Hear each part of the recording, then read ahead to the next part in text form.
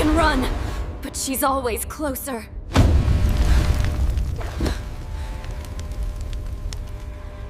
Hello everyone, welcome to What If Deku Was Haunted by Female Yandere Todoroki movie. Before we start, please go support Juan-kun 124,124 for writing that awesome fanfic. This is the translated version I made. There will be some mistake in character's gender, but of course Deku is a male. The title says Todoroki will be a woman.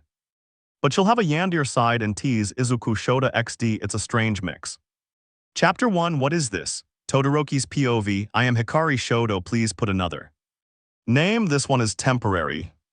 I am the heir to the powerful Shoto family of heroes. Many will say that's great. But for me it's worse than hell, and if hell exists I'm living it on earth. You might wonder why I say this. Well, I'll tell you the reason. 1. My mom is a damn crazy pyromaniac who, out of stress, burned me with a kettle.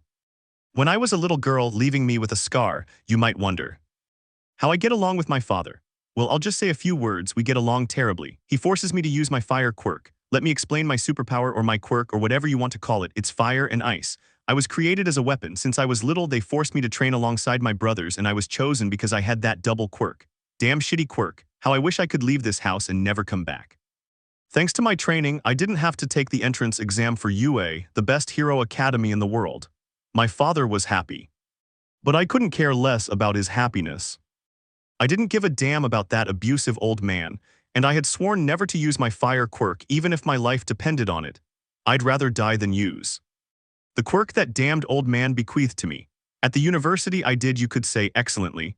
I got along well with everyone despite having a bad temper, that is, cold, or as some say, cold-hearted. Well, my whole life was gray and simple with nothing interesting. Until that day came.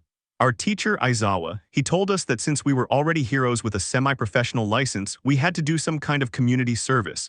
I didn't really understand because I was lost in my own thoughts. But anyway, I'll just say that they took us to a high school with 14-year-olds. Honestly, I was terrified of working with those damn teenagers. Everyone chose the most active and cheerful kids in the classroom, leaving a green-haired boy very sad because everyone ignored him. I went over to him, greeted him, and he looked at me. This boy had such a cold and lifeless gaze, it was like life itself. When I saw his eyes, I felt an instant connection. That gaze was so similar to mine. So cold, so full of life, and yet so hopeless. We instinctively held hands as if we knew we would never be apart. Chapter 2. Acceptance. Hikari's POV. When we saw each other, we both instinctively held hands. He told me his name coldly. He said his name was Izuku Midoriya. I told him mine, Hikari Shoto. He was surprised by my last name but hid it. I didn't say anything. They told us that from now on we would be going to a camp for a few weeks with these kids to teach them some things about heroes. So the older kids left and gave us some space to get to know each other a little. Izuku and I started talking about many things. He told me that his favorite hero was Almight and that he wanted to be a hero. He said it with great coldness. I realized more and more that he was more similar to me. So cold, hopeless, so full of hatred and resentment against this shitty world we face every day. I asked a question I shouldn't have asked, and that was, Izuku-san, what's your quirk? Izuku got sad and just said to me, that damn question again. If I don't have a quirk, if you're going to make fun of me, right? I know I'll just be a damn burden. I know I shouldn't have decided to go to the camp. I know I'll be a burden to you, senpai, and that you chose me because I was the only one left. I was frozen by such words that came from a body and soul that only had innocence at first glance.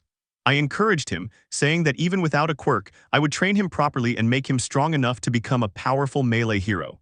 Instantly, I noticed a small, joyful look on his face. To thank me, he gave me something I'd never received before. A hug. At first, I was surprised. But a strange feeling stirred within me, mixture of tranquility and protection. It was the best feeling of my life, and I didn't want it to be perfect. That time was the first time my cold heart burned with love for someone. I understood in seconds that this was love. I loved this boy. Call me crazy, a pedophile, sick, whatever you want, but this boy made my cold heart feel affection. Afterwards, we went to meet with the children's parents so they could sign the necessary permission slips for the children to go. Chapter 3. Discovering things. Before we begin, I'll tell you that I made a mistake. The last name was Todoroki, but I got them mixed up and wrote Shoto. I sincerely apologize because this mistake made the fanfic less enjoyable. With that clarified, let's begin. Beaming. Hikari's POV. Well, Izuku and I went to his house. It was a nice neighborhood. With pretty little houses. I don't really pay much attention to appearances, so I won't describe it much. Anyway, we arrived at Izuku's house. His mother greeted us with a fake smile and invited us in. I noticed it instantly. This smelled fishy, but I acted like nothing was wrong. I noticed it immediately because in my family, they're obsessed with those awful smiles that make us look like hypocrites in front of others. It makes me sick. Well, I won't bore you any longer. The mother calmly served us water and a little bit of. I ate the food with pleasure, and everything was going smoothly. She signed the permission slip I gave her so Izuku could go. We talked about anything and everything until Izuku went to his room, and his mother's demeanor changed completely. With utmost calm and even a mocking tone, she said, "It didn't matter if he died, that he was a burden, a useless piece of trash, good for nothing." She said if I wanted, there was no problem killing him, that she had already tried, but the idiot had already escaped. That's why the only reason she left him at that camp was to save herself the trouble. With every word, I knew that Izuku was alone in the world like me, with no one to help him, alone in the world. I knew that if I didn't take care of him, no one would. His mother was scared because she could see the anger and the desire to kill that bitch in my eyes. Maybe my face didn't have an expression, but it was noticeable. She quickly changed the subject, and on the outside I pretended to be happy. But inside, rage was eating me up. Night fell and it was time to leave. And Izuku accompanies me to a certain point. Then he hugged me and said innocently, "Thank you for believing in me." That phrase made my heart race. I knew it for sure. I loved him very much and wanted him for myself. I felt good when he was close to me. We continued hugging. Chapter 4, Going to the Camp. Hikari's POV, he and I were still hugging. We were warm and didn't want to separate, but we had to. Since it was quite late, I arrived home, and as always, I was alone since my brothers were already adults and worked not as heroes but as simple executives since they didn't pass my damned father's tests. I actually took a shower and went to bed peacefully. The next morning, I woke up quickly. To be exact, I woke up at 4 in the morning. It might sound exaggerated, but I like getting up early. Since the early bird catches the worm, I dressed in my physical education uniform from the university because I liked walking. Comfortably, I was walking to my Izuku's house. I arrived and knocked on the door. I thought no one would answer, but they were very surprised to see Izuku. I greeted him with my typical cold voice. Although I wanted a nice greeting, my past had created a very cold way of speaking in me. We quickly sat down to wait for the time to leave. His mother gave us breakfast and it was time to go, but his mother stopped me and said, "It doesn't matter if he dies, now you can do with him what you want. I don't care about that useless guy." With every word I felt a pang. My anger was so intense that the floor began to freeze. And another part began to heat up. I left without even saying goodbye. We arrived at UA. Everyone was shocked to see me with Izuku, since who would believe that the best girl in the class would be with such an average guy like Izuku? I heard from some classmates that I chose him out of pity. I glared at them with a murderous look that literally made him almost urinate.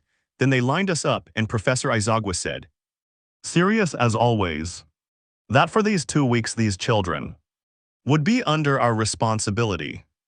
And if anything happened to them, it would be our fault." Then he told us to have fun. And everyone activated their quirks, except for me and Izuku. Then they made us get on the trucks, and we left training at camp. Hikari's POV, Izuku and I were on the bus. We were both pretty quiet, so we just looked at each other. But every time I saw that face, I was mesmerized and felt a little spark in my chest. Looking at him was so nice. I liked him, I knew it, and I couldn't hide it anymore. Now my goal was to reach him, but I didn't know how since my personality, because of my past, was very hard and cold. But anyway, Izuku spoke to me and asked if I was going to kill him. I froze and asked him why he said that, even though I already knew the answer. He told me he had heard what his mother said and that I should kill him now because he didn't want to be a burden. That's when I felt true pain, and a frozen tear escaped. That was the greatest sadness I could express. And I told him coldly while handing him a small hunting knife that if I ever tried to kill him, this knife should be used against me. He accepted hesitantly. We arrived at the camp. In truth, each of us was given a cabin. Izuku and I made ourselves comfortable, and Izuku spoke to me. He thanked me. I felt flattered and did something he didn't expect from me. I hugged him. He was sitting down, so he ended up on my chest, flushed. I didn't really care. It was an excellent feeling. He was falling asleep, and I woke him up so we could go Train, we arrived at the formation and it was explained to us that today we would train hand-to-hand combat. They gave us a place to train. Izuku and I started. I thought it would be easy to immobilize him. But with the first punch he almost sent me flying. I hit him too, but it didn't seem to hurt him and he hit me back. We were hitting each other so fast you couldn't even see it. We didn't separate, smiled coldly at each other and then lunged at each other again in a destructive way. The impact echoed across the field. We both continued. I put up an ice wall to see how strong they were and I almost died when I saw that he broke it with a single punch. And we both punched each other in the face and heard a stop. Discovering feelings. Hikari's POV, we both stopped instantly. Aizawa-sensei told us we moved very well. Many congratulated Izuku on his strength and the girls looked at him with passionate expressions. I quickly grabbed Izuku, marking my territory. He blushed. We looked at each other and smiled coldly. We were both sweatier than the others. We had to shower.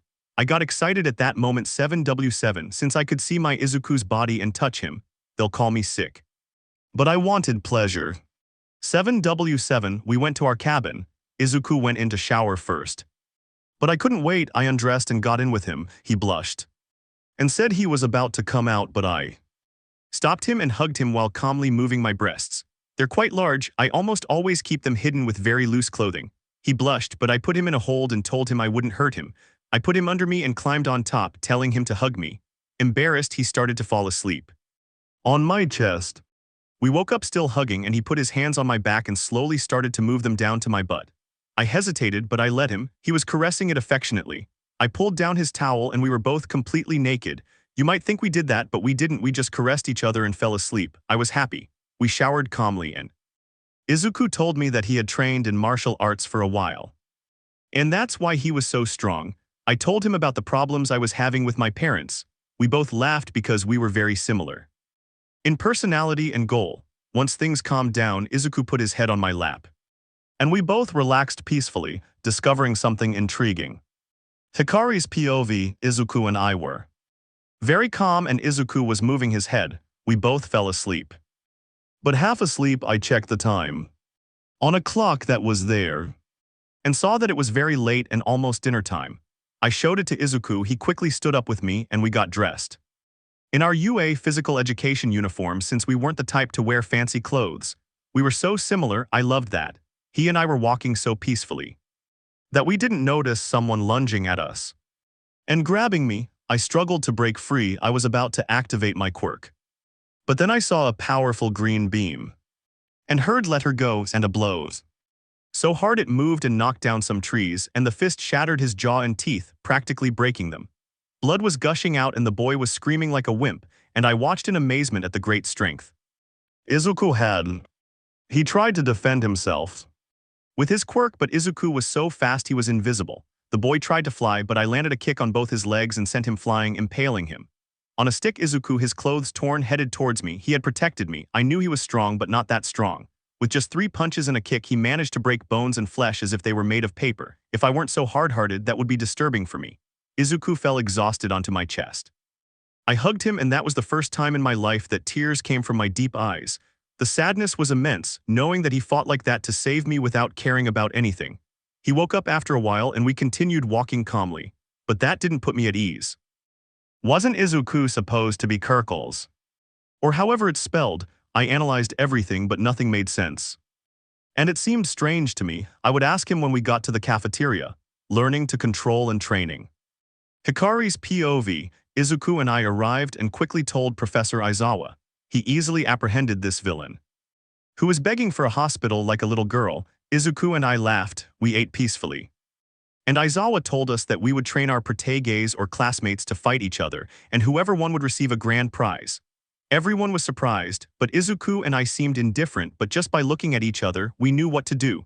We said our goodbyes and went to sleep. We were already falling asleep.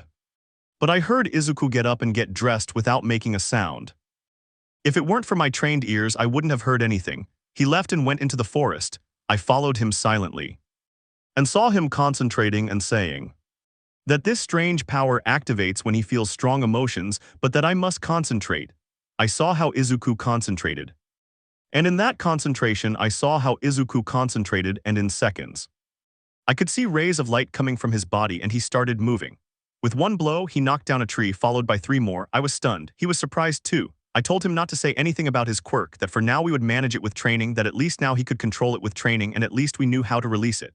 He smiled, and so did I, beaming face with smiling eyes, and we went to sleep. Time skip 4 a.m. Izuku and I woke up at 4 a.m. People might think we're weird, but this way we could be in better shape for Izuku to unleash his quirk. Izuku and I started warming up. And the training I gave him was 500 sit-ups, 500 push-ups, 500 squats, and run the entire court in 1 minute with his quirk active so he can control it better. Izuku did it with ease, and then we started fighting. Let the fighting begin, dogs, v. He and I lunged at each other with force, and bam, a fist to the face. From both of us, the sound echoed across the field and knocked down other trees. Our blows were so strong that we couldn't even see each other in our fury. Then Izuku activated his quirk and I activated mine, and bam. Our blows created shockwaves and shattered the field. Izuku's blows were beastly, and mine were no less powerful. It was already 8 o'clock. Izuku deactivated his quirk, and I did too, just bare-knuckle fighting, like in the hood, dogs v. They were beasts. We were going to throw a punch that would knock each other out, but we heard a stop. They're killing each other. We fell tumbling to the ground, the field destroyed, and we were covered in bruises. Professor Aizawa congratulated us on our great strength but reprimanded us because we were killing each other. We both laughed. But everyone else stared in astonishment, since it looked like a fight between professional heroes, battles against the past. Hikari's POV. Izuku and I stopped, cleaned ourselves up, and were about to go back to training. But Aizawa stopped us and said that we should rest. We reluctantly agreed. We stayed and had breakfast since we hadn't eaten anything at all. Then they summoned us, everyone in line. And Aizawa-sensei told us that they were going to have sparring matches between our students to see how much they had learned, and that the winner of this mini-tournament would get a big surprise. Everyone smiled, but Izuku and I stayed quiet as if nothing had happened. We were going to go back to training, but Aizawa stopped us, saying that we needed to rest our bodies. We agreed, and sat down and watched that training session of silly girls. The training session ended, and they put us in combat order. In groups A and B, Izuku got group A first, and also the first match. He stood calmly in the combat arena, but his rival said, "If I get hit by the one-armed guy, I'll send him flying with a single blow." Izuku ignored him and instead lunged at him. The guy activated his quirk, but it was no use as Izuku sent him flying with a single blow, and the guy tried to stand up. But Izuku punched him so hard in the face that it sent him flying through the air, and he leaves him unconscious on a tree branch. Everyone is stunned when they see it. He didn't even look tired. He continued with another opponent, and this one made him really angry, because he threw sand at him to humiliate him. I was dying of anger at this terrible humiliation, but I kept watching. Izuku, now even angrier, lunges at him, and the guy uses his quirk to tie him up. But he kicks him out with 2 teeth and sends him flying. But this guy kept provoking him. But what that fool didn't know was that he dug his own grave. And then a punch to the stomach. I sent him flying, and bam. This blow sent him crashing into a rock, breaking it. The boy let out a groan and ended up unconscious on some rocks, bloody and out of it. Final battle and a big surprise. Hikari's POV. I was stunned by the power Izuku had hidden, and by the last rival I had to win the prize. It was Katsuki Bakugo. The guy started taunting him to get him to unleash more of his quirk. Izuku wasn't doing anything. Bakugo attacked, and bam, he was sent flying. Everyone was stunned. Didn't he want to fight? But I knew Izuku was going to unleash his quirk and unleash it in a big way. After many blows, Izuku was badly beaten on the ground, and this Katsuki said, "You'll never be better than me." Just as he was about to finish speaking, a green beam hit him in the stomach so hard that it sent him flying. You might think Bakugo hit him back, but no, the blow was so strong that everything shook, and I think it twisted his stomach. He fell, and Izuku, with his shirt torn, said, while kicking him, "In the end, I am better than you, so I'll pay you back for the years of bullying, you son of a bitch." Author's voice arrogant. This Izuku doesn't mess around v. Aizawa gives him a trophy and says, "Izuku Midoriya, you've earned a scholarship to become a pro hero at UA." I couldn't believe it. My Izuku would be with me in the second year. And he would be my assistant. Izuku started crying tears of joy. He came to me, hugged me, and said, through his tears, "Thank you, Miss Hikari. Without you, I wouldn't have fulfilled my dream. I am eternally grateful to you." I hugged him and promised to help him control my quirk. That night, Izuku and I went to bed early, going to the academy and unleashing my Yandere side. Hikari's POV after that fight. Izuku and I ate and I congratulated him. After that, Izuku mysteriously disappeared. I looked for him in the forest. And I saw him in the distance, sitting on a log crying. And I heard him say through tears, "I did it, I'll be a hero. Thank you, Hikari-san, I love you so much. Someday I'll repay you." I was very happy, although my face didn't show it, since I had lost the ability to smile because of the past, but oh well. I saw Izuku thinking calmly until I saw someone arrive. Izuku was surprised. That was Momo, my supposed friend. She threw herself at Izuku. Izuku tried to get away. I was going to act, but I didn't want to look crazy, but I would attack later. She uses her quirk to pull out some ropes. Those who have seen My Hero Academia will know what it is. And he says to her in a wicked voice, "Lido Izuku, I like you. I followed you when you went to think. I can see that you have a close bond with Hikari, but I can be better than that girl." Izuku was very scared, and Momo tells her, "If you scream, I'll suffocate you with my chest." And to top it all off, she showed it to her. I felt more and more anger. My anger was so great that the power of my quirk was being unleashed.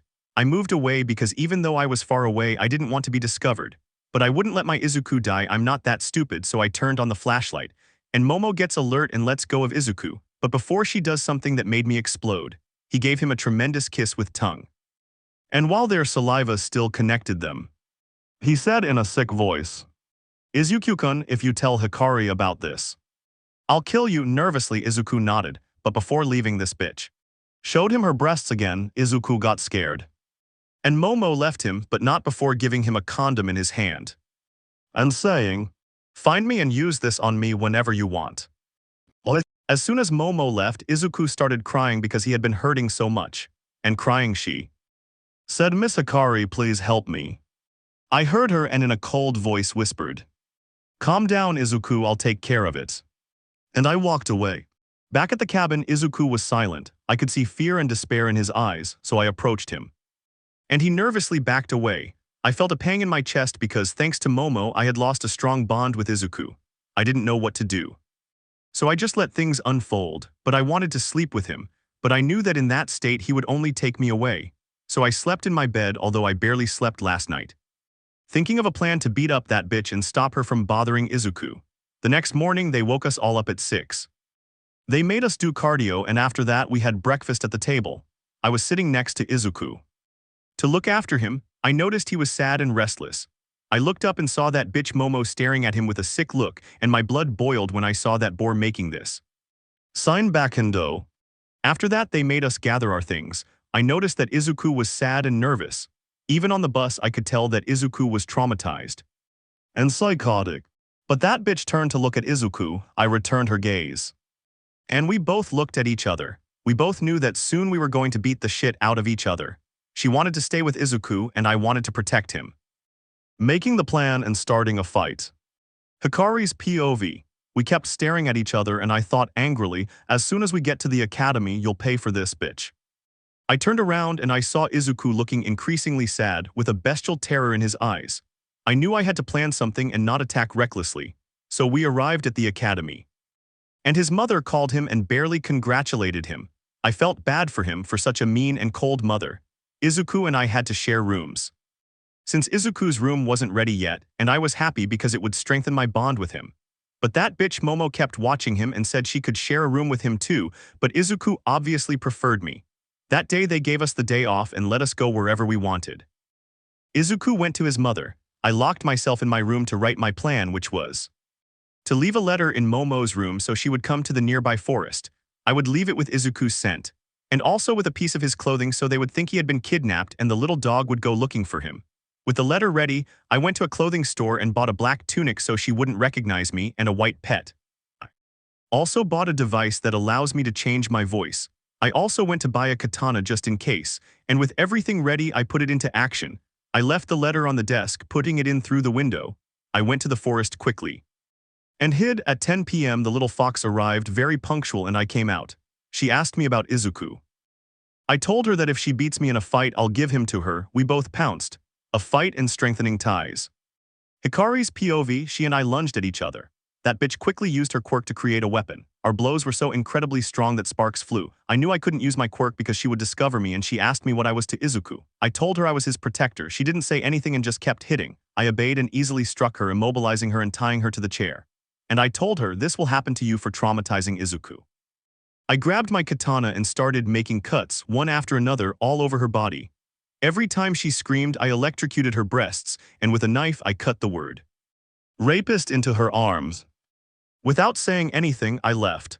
I knew she wasn't going to die since the wounds weren't deep and I didn't hit any vital organs, and as if by fate it started to rain, and in that rain I couldn't hold it in any longer and let out a maniacal laugh.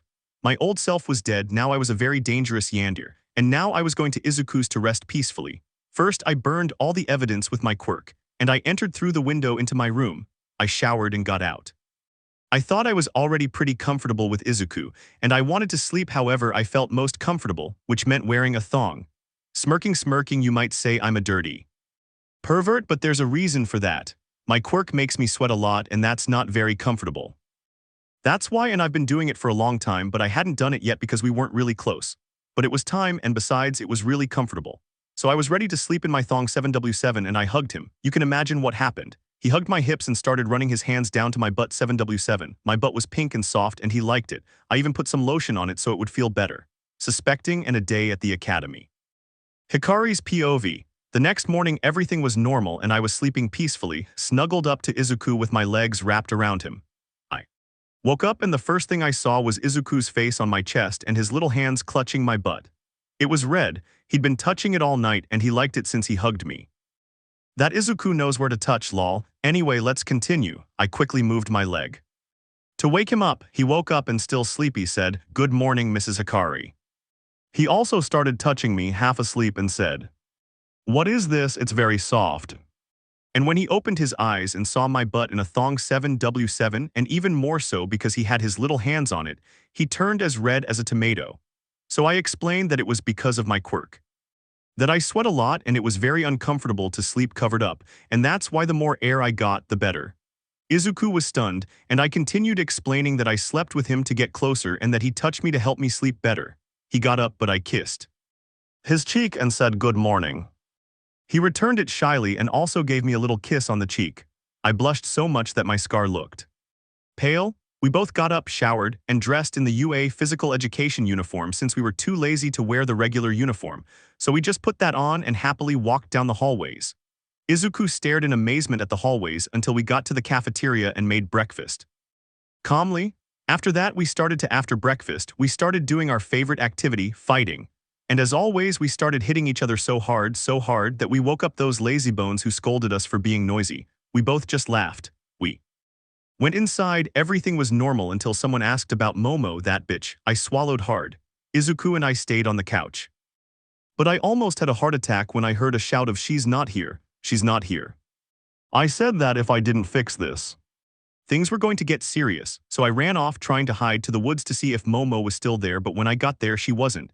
I almost had a heart attack right then and there because things were going to get serious. I went back to the house. Everyone was already in the living room. I sat next to Izuku. There was a deathly silence. Then Professor Aizawa arrived and said very seriously, "Momo Yaoyorozu was found in a forest with fatal lacerations and a case of post-traumatic abstinence."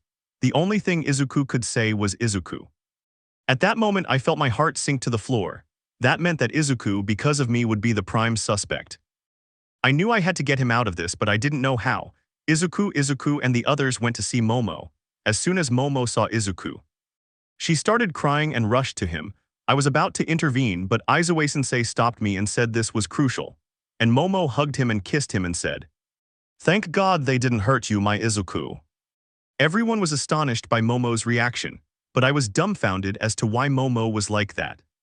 If Izuku hadn't been there when I attacked her, we were about to leave when Aizawa stopped Izuku and told him he'd look for him after class. I already knew why, and exactly it was to tell him he was the prime suspect. I wanted to die because of my mistake. Izuku really messed up. Giving an explanation and a new rival. Hikari's POV, at that moment I wanted to die because of me. Izuku was in trouble and would be judged, and maybe his dream would end there because of me. I had to find a way to fix it. Right then I went to my room to think, and I saw my Izuku crying and very sad. Because his dream had ended, I couldn't take it anymore. I went to him, hugged him, and held him close to my chest. I told him I would protect him and everything would be all right. He cried on my chest for a long time, then calmed down, and I left him sleeping in his bed. I went to Momo's room to ask her what had happened. She told me that a villain attacked her and said he was going to kidnap Izuku. I fought against him and lost, but at least he didn't kidnap him. She also said that he was knocked unconscious and that they were going to talk to Izuku to see if he had seen the killer. At that moment, I felt a sense of relief. Since they weren't going to blame Izuku, now the problem was finding him, a culprit, but I would do that later. I left Momo's room and was going to meet my Izuku. I arrived at our room and didn't find him, so I quickly went to look for him. I searched the entire campus for him but didn't see him, but I almost died of rage when I saw that bitch Uraraka talking to my Izuku. She seemed normal, but she didn't have the look of a depraved bitch like that stupid Momo. I looked at her and she looked at me with a wicked look and whispered, "Don't bother, Izuku already has an owner and that's me, so accept your defeat." What? I answered him in a cold voice. "We'll see about that, bitch." We glared at each other with hatred, and a fog enveloped the entire place. Final chapter of the arc, a new rival emerges and a fight begins. Hikari's POV, we looked at each other and left. At dinner, everything was more normal since the teachers would be handling that kind of thing. Everyone was eating peacefully except for me and that bitch Uraraka since we were glaring at each other because we were both going to fight over Izuku until the end. Izuku was eating happily and peacefully. I felt happy because I was finally calm, but that bitch Uraraka kept watching him. I grabbed her, marking my territory since he's mine and I wasn't going to let him go. After eating, we went to class. We had PE and it was very simple since it was just cardio. Afterward, we went to shower. We were in different rooms. I was showering peacefully until I saw that bitch Uraraka walking around in the pipes. I showered in seconds, got dressed and went out to chase her.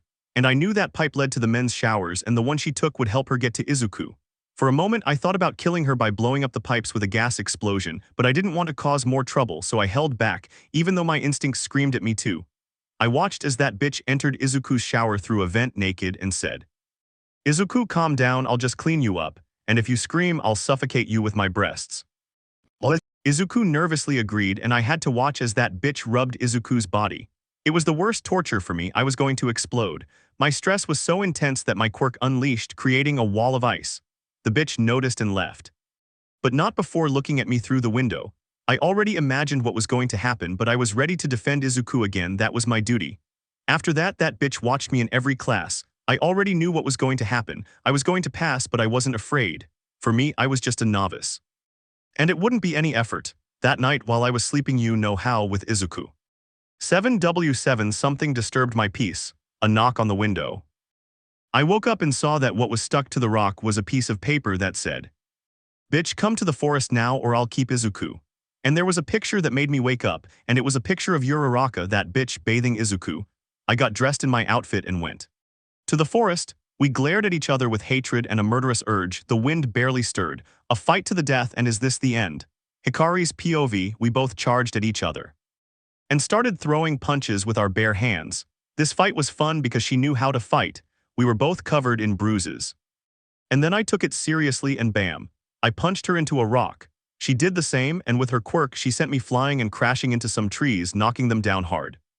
I got up and with my quirk I sent an ice stalactite to stab her. She dodged it and gave me a really good kick. I have to admit, but I didn't back down and I gave her a tremendous knee strike that almost knocked out one of her teeth. We were both exhausted. With our quirks we had damaged half the forest. We both knew that if neither of us had Izuku, he wouldn't belong to anyone, so we might as well kill each other. She made a circle of giant rocks to trap me, but I wasn't going to let her escape. So I blocked her path with some trees and set them on fire with my father's quirk. We were already in that inferno and the fire was about to reach us. But you might be wondering, Hikari, why don't you use your ice quirk to trap yourself and let that bitch Uraraka burn? What? Well, look, it's so hot there that ice would melt in seconds. And just as the fire was about to reach us, we said in weak voices, "I'm sorry, Izuku, I couldn't beat her." A rescue and a recovery and getting to know myself. Hikari's POV, we were both ready to die and we had several nasty burns before we closed our eyes. While we were doing the buck you thing, we said see you in hell, bitch. Just as my eyes were closing, I saw a powerful green beam grab me. I managed to say weakly and breathlessly, "It's you, Izuku," but it also made me really angry that he also took that bitch Uraraka. But that slut was more burned than me. That's what you get for being a slut and messing with what's mine. Then everything went black. And suddenly I was in a gloomy place. I didn't really know where I was, but suddenly I saw myself. I was covered in cuts, my eyes were covered by bangs, my fangs were elongated, and I was wearing torn clothes. I was all black, and that dark version of me said to me in a maniacal voice, "Why didn't you incinerate that slut? She messed with what belonged to you, it was your duty." I swallowed hard and nervously asked her, "Who the hell are you?" She replied with a maniacal grin, "I am you, I am the side you never show anyone. I am your true personality, I am your essence." Did I ask her if I was dead and if this was purgatory or hell? She laughed maniacally and said, "This is your conscience, the place where the most deranged things can happen." That woman approached me and, looking at me with the eyes of a damned lunatic, said to me, laughing, "If you were to completely free me, you could destroy what's stopping you from becoming one with Izuku." I said I wasn't a perverted maniac, but she, smiling maliciously and looking at me in a sick way, said, "I am you, I know what you're thinking, I want what you want. I know you only want to take that boy's innocence and then forget him." I screamed, filled with fear and helplessness. "Shut you, bitch." She just laughed. That damn laugh echoed in my head to the point that it knocked me down, and I, already on my knees on the ground, shouted, "Enough, bitch." I chased her to hit her, and when I was about to hit her, I woke up suddenly, agitated. I was in a hospital bed, covered in bandages on my chest and hands. I was observing everything, especially when I saw a woman watching me. Is someone watching me? Hikari's POV. As soon as I opened my eyes, I saw Izuku, and as soon as he saw I was awake, he hugged me. I hugged him back weakly. I felt so comfortable and wanted that hug to last forever, but then it ended. Izuku explained that he rescued me just as the fire was about to consume us. I thanked him by doing something he wouldn't expect from me, and that was, I kissed him on the cheek. He blushed, but as if I had regained all my strength. I pushed him down on the bed, and kneeling down, I put him on my lap as a small reward. He let me and fell asleep using my thighs as a pillow. After a while, I was already falling asleep. Being with Izuku for a little while was very comfortable, but then I heard a strange sound like a footstep. I looked around sharply and didn't see anything. About 2 weeks passed, during which, to sum it up, 2 important things happened, and those were my damn parents came to visit me. The only thing that made me happy was that Izuku came every day for those 2 weeks to bring me my notes. That made me happy, and sometimes we ate together. We seemed like a married couple. I liked that. I managed to recover and left. That bitch Uraraka stayed longer because her burns were more severe. That's what she gets for being a slut v. I left and went back to the academy the next day. Everything seemed normal, but I felt more and more like someone was watching me. I felt like their eyes were cutting my jugular. I couldn't take it anymore. And that night I acted completely normal. But I pretended to be asleep. I was an expert at that. That's what I got for being on my phone without permission at 3 in the morning v. I didn't sleep with Izuku that night as a precaution in case whoever was watching me killed Izuku because of me. I would never forgive myself for that. I looked around, and at 3 in the morning I saw her. It was that bitch Tsuyu Asui. That slut was the one watching me. That bitch was perched on the window. I barely saw her before I jumped up. And bam! She climbed all the way down into the hallway, and we started a chase. A negotiation. Hikari's POV. This bitch and I started chasing each other, both of us asking things like, "What are you doing with Izuku?" and "Hey." We kept chasing each other until we both stopped. I asked her what she was looking for, and she said she knew what I had done and that if I didn't lend her Izuku for one night, she was going to tell everything. I asked her seriously what she meant, and she said in a wicked tone, "You already know what I want him for. I don't have to explain why. You already know why." Smirking face. I said seriously as I pulled out a knife. "Never, I'd rather kill you." Then Tsuyu blackmailed me by pulling out her phone and saying, ironically, "Oops, look, my finger slipped. Oops, it's going to Professor Aizawa's number. Oh, I'm calling him, it's ringing." What? And I said, agitated, Okay, I'll lend him to you so you can spend an afternoon with him, but nothing sexual. If you do anything like that, I'll kill you." She accepted and hung up, and then we shook hands, sealing that macabre deal, and she walked away. She said tomorrow at 3, and as soon as she left, I started crying because of me. Izuku was in trouble. I went into my room and got into bed with Izuku, And you know what I wore to sleep 7W7 my thong, and since we were more comfortable this time, I decided to sleep without a bra so Izuku would be comfortable. Once in bed, he settled against my breasts, and what happened last time happened again. He started touching my butt. But this time, he was more aggressive and started giving me light spanks. Because of the excitement, I started to snore softly. But I was still very sad because Izuku was in danger. So, as an apology, I put him in my blouse and put my breast to him and made him suck on it, and that's how we both fell asleep. A forced date and spying. Hikari's POV, all night long Izuku groped my butt. It felt so good. He made me sleep all night because I was so turned on. The next morning I let go of Izuku, but he didn't want me to. I let go of him from my chest, but he kept touching my butt and I let him enjoy it. It was so soft. As soon as he woke up and saw his hands on my butt, he apologized. But I put his hands on my butt and said, "Relax, touch them. I love you so much, rest, it's still early." He hugged me and snuggled against my chest and said, "Thank you, Hikari, I love you so much." I felt so good. But I knew I was in danger, so I started bouncing my breasts. And Izuku fell asleep. I looked like a mother cradling a baby. My breasts were soft. He slept peacefully. I woke him up so we could take a bath.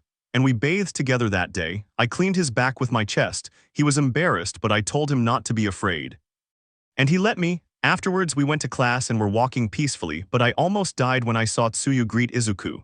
Izuku replied sheepishly. I glared at her. But she, with a wicked expression, showed her phone and Aizawa's number, and I stopped her. I smiled and we went into class. Everything was normal until classes ended. And as we agreed, I disappeared after class. She looked for Izuku and suggested they go for a walk. He agreed and they walked peacefully while I watched from afar. She was very calm and got along very well with Izuku. They were eating some sweets peacefully, everything was calm. Until this bitch took him to some trees next to some bushes, and there she said, "I'll give you a nice reward." Izuku swallowed hard and didn't say anything because he was in shock. But that bitch Tsuyu lifted her skirt and showed him her huge ass in a thong.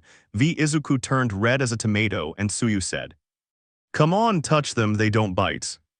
And she slapped her ass to make them bounce. Izuku had a mark on his pants. I was dying of anger. And she started rubbing her butt against Izuku's crotch, making him feel uncomfortable.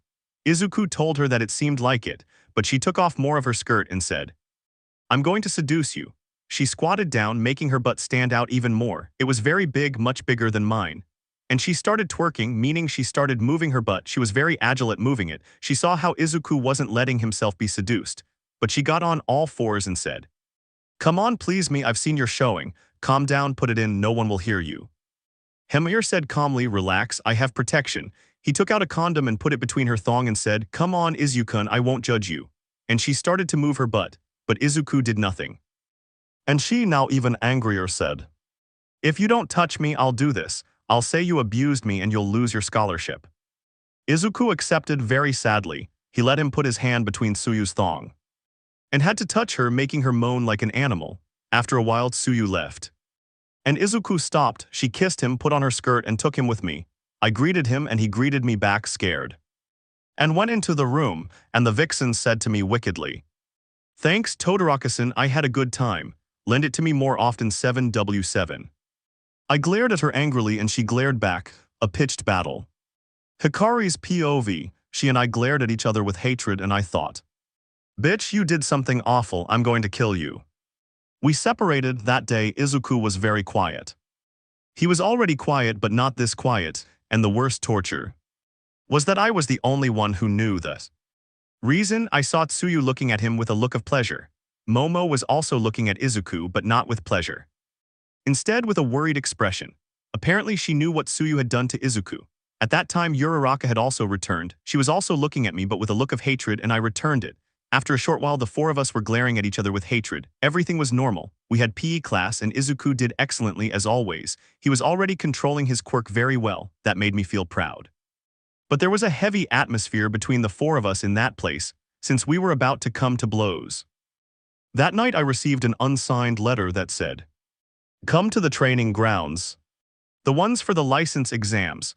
There will be a competition to win Izuku's love. The winner gets him." I knew at that moment that this had to stop, that this had gone too far, and that I had to stop this right then and there. And when I arrived, to my surprise, Tsuyu was already there, who said ironically, Well, so you answered my call. You deserve a reward for that. I told her to stop bothering me, and that we should start fighting already, but she said, wait, there are still more to come. Then Uraraka and Momo arrive and ask the same question as me, and Tsuyu gives them the same answer. And we all looked at each other and said, may the best one wins. And we charged at each other with our fists pounding. We split up. I got Tsuyu and Momo got Uraraka. We started wrestling and we got so bored. We activated our quirks. I threw some ice stakes. Uraraka levitated some rocks. Momo made some daggers and Tsuyu launched a poison at high speed. We could barely dodge. After a while of just throwing projectiles at each other, all of us covered in cuts. I said I'll have to do it. And so we were all going to give it our all. And they all attacked me and Tsuyu said, have you already given up? But then I looked up and said maniacally, you're going to die, you sons of bitches. And what I did was release my ice quirk, my fire quirk, and my fire quirk all at the same time. And what happened was, well, there was an explosion of fire and ice and some screams were heard. And that place glowed and then there was a crater and I was naked, covered in wounds and burns, and I walked and found Tsuyu lying there and I grabbed her head and said, I won, you bore, that's what you deserve for groping Izuku. Well, she just said, shut up a bitch. And I grabbed some old clothes from somewhere and when I heal and sleep with Izuku, it creates a mess. Hikari's POV, that night I slept peacefully with Izuku. I managed to camouflage my injuries so they wouldn't be noticeable. When I woke up, I got dressed and went for a walk, but I almost died when I saw Tsuyu walking calmly. She looked at me, approached me and said, coldly, you won the battle but not the wars. What? I told her that this had to stop, that it had gone too far, but she looked at me and said, we'll see about that, bitch. And went to have breakfast, to her surprise. Izuku was already there and greeted me. I sat next to him and we ate peacefully. Later at school, Izuwe-sensei arrived and told us that we would train today. In the training field, at that moment Tsuyu, Momo, Uraraka, and I looked like we were in a terrible state, and that was because we had left that place badly damaged. I didn't know what to do. Everything was normal. We put on our PE clothes and went outside. I didn't know what to do since there was a freaking crater there. It looked like a meteor had hit it. When Izuku saw me worried, he told me that when he was sad he ate some sweets and he gave me some, which I happily ate. At that moment I didn't know what to do, and right then I started praying for something to happen that would disguise it. Just as we were arriving, we heard a loud crash. The dogs and I looked grateful to God. Since we had been saved, we all looked around and saw some thugs, all of them saying they were going to rob us. But Professor Aizawa took care of it and humiliated them. The place was badly damaged, but Aizawa said something that made us nervous, especially me. This is weird, it seems like there were people here yesterday. Because even though there was an explosion, it wasn't enough to leave burn marks. I felt my heart sink to my knees, especially when he said, we'll get to the bottom of this. Me and the other girls were like, oh shit, we're screwed. Trying to hide it. Hikari's POV, me and the bitches looked at each other with a oh shit face, pleading anxious face anxious. Those were our faces. We had to find the cameras in order to avoid being recorded. Me and the bitches looked at each other and we already knew what to do, so the training began. It was hand-to-hand combat and Izuku and I started fighting as always. We gave it our all, but while we were fighting, I was breaking the cameras with my ice quirk. Izuku already had a very good grasp of his quirk. After a long time, Izuku and I, as always, ended up falling on the ground. Me, along with the bitches, broke all the cameras. And the good thing was that Aizawa didn't find out. Everything was going smoothly. Izuku and I were already in our room when we went to take a bath. Izuku and Izuku showered together. The night came and we went downstairs to eat. I went down first and sat down, saving my seat for Izuku, I thought. It was strange that Izuku didn't come down. So I went to look for him, and I went into our room, and what I saw when I entered horrified me. It was our bedroom window that was broken, and as little evidence there was a box of cigarettes and some burnt ones lying on the floor. My anger was so great that I froze and burned the floor. Thank you, and a nice heads up. Before we begin, I'll tell you about an achievement this small community has reached. We're now on YouTube. A fanfiction YouTuber called QHPS Fanfics gave the fic a chance and it was very well received, so please go to YouTube and support the channel so the fic can continue to be uploaded. I haven't uploaded a chapter yet because this is very important news for the readers. And while they're at it, they should choose the premise for the narrative arc of Todoroki Femme. 1. Izuku is kidnapped and Hikari embarks on a journey to find him, accompanied by her enemies. 2. That Hikari's mother kidnaps Izuku, allied with Izuku's mother. Doing research and feeling pain. Hikari's POV, my pain was so intense that tears welled up in my eyes. It was the only way I could express my grief. I was paralyzed on the ground. Has it ever happened to you that you feel like everything you've fought for crumbles? In seconds, in my case, it was just a moment of carelessness. At that moment, I let out a guttural scream so deep that it triggered both of my quirks, and there was an explosion that woke everyone up. In seconds, there was a commotion at UA, as it was the first time in the Academy's history that a student had been kidnapped. In seconds, Izuku's mother had already been called. I heard the call because my instinct told me that Izuku's mother had something to do with it. And sure enough, I heard that damned voice of fake pain that, since I was 5 years old, I had to hear every single day of my miserable existence. Now it was even more messed up because my Izuku, my only emotional support, was no longer with me, and all because of one damn mistake on my part. I went outside because I needed to think. But then someone grabbed me, and he says to me coldly while threatening me with a knife, "Hey bitch, you killed Izuku, don't play dumb." I broke free and asked her what I would have done with the body in such a short time if I had killed Izuku. That stupid Tsuyu fell and walked away, glaring at me murderously. I glared back. I was walking with a flood of emotions I thought I'd long since forgotten since I'd been created to be a bucking killing machine devoid of feelings. But then I received a suspicious call. It was a voice I hadn't heard in ages, my mother's. She told me they'd released her from the psychiatric hospital where my father had her locked up so she wouldn't bother him. He only used my mother like a baby-making machine, discarding her like a piece of junk. That's why I hate him even more. And the worst part was that my mother didn't give a shit about me. I was worse than nothing to her. She only fed me because my father was constantly training me and barely let me be with her. Besides, she didn't really care about me either since she'd hit me for anything. She took out her stress on me. I remember one day I asked her for something many times and she got fed up, so I pulled at her dress and he got angry. And after a "you damned creature" speech, he threw a kettle of boiling water on my left eye, right on my fiery scalp. That's why I hate him, because that side represents the hatred my mother had for me. Right after he threw the boiling water, my parents had a fight because my father argued that I had damaged his most precious possession. And that's what I am to him, a worthless object. And my mother didn't protest and they took her to a psychiatric hospital. And since then my brothers also hate me because they were their mother's spoiled children and they blame me for something I didn't mean to cause, something that just happened. And my story continues to this day, and as you saw, my life has been a mess. Everything good that comes my way gets taken away, but leaving aside my awful life. I'll continue. She called me and it seemed very strange to me since to go out. You need my permission. But oh well, something told me it had something to do with Izuku since she'd been trying to get close to me for a few months, but I hadn't paid her any attention. That must have affected her. I kept thinking about it, but then a worn piece of paper hit me in the face. I read it and what it said was, "This is it, 50 things about me." This is the special I promised for 300 followers. I made it with a female Todoroki character since it's the fic that, along with my little pawn, had the most beastly growth. I would include my special maid, but that took a while. I'm already working on the female Todoroki chapter. Well, with that cleared up, let's begin with 50 things about me XD. 1. I am a person XD.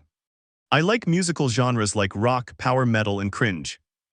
3. Missa Sinfonia and Alvinch are my favorite YouTubers.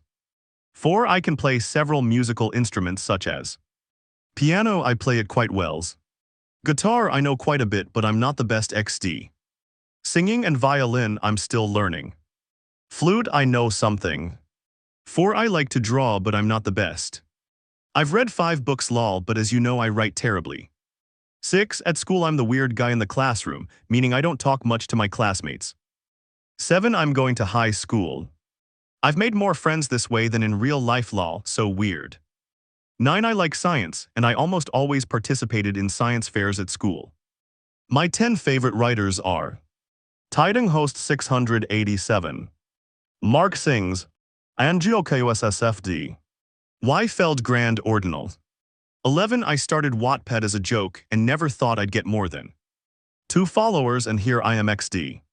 12. Many friends have bothered me, and that offends me. 13. My best friend, I call her XD. I mean, that's how I see her. To me she's a damn crazy woman. 14. Several friends know I have a Wattpad account, and they tease me about it.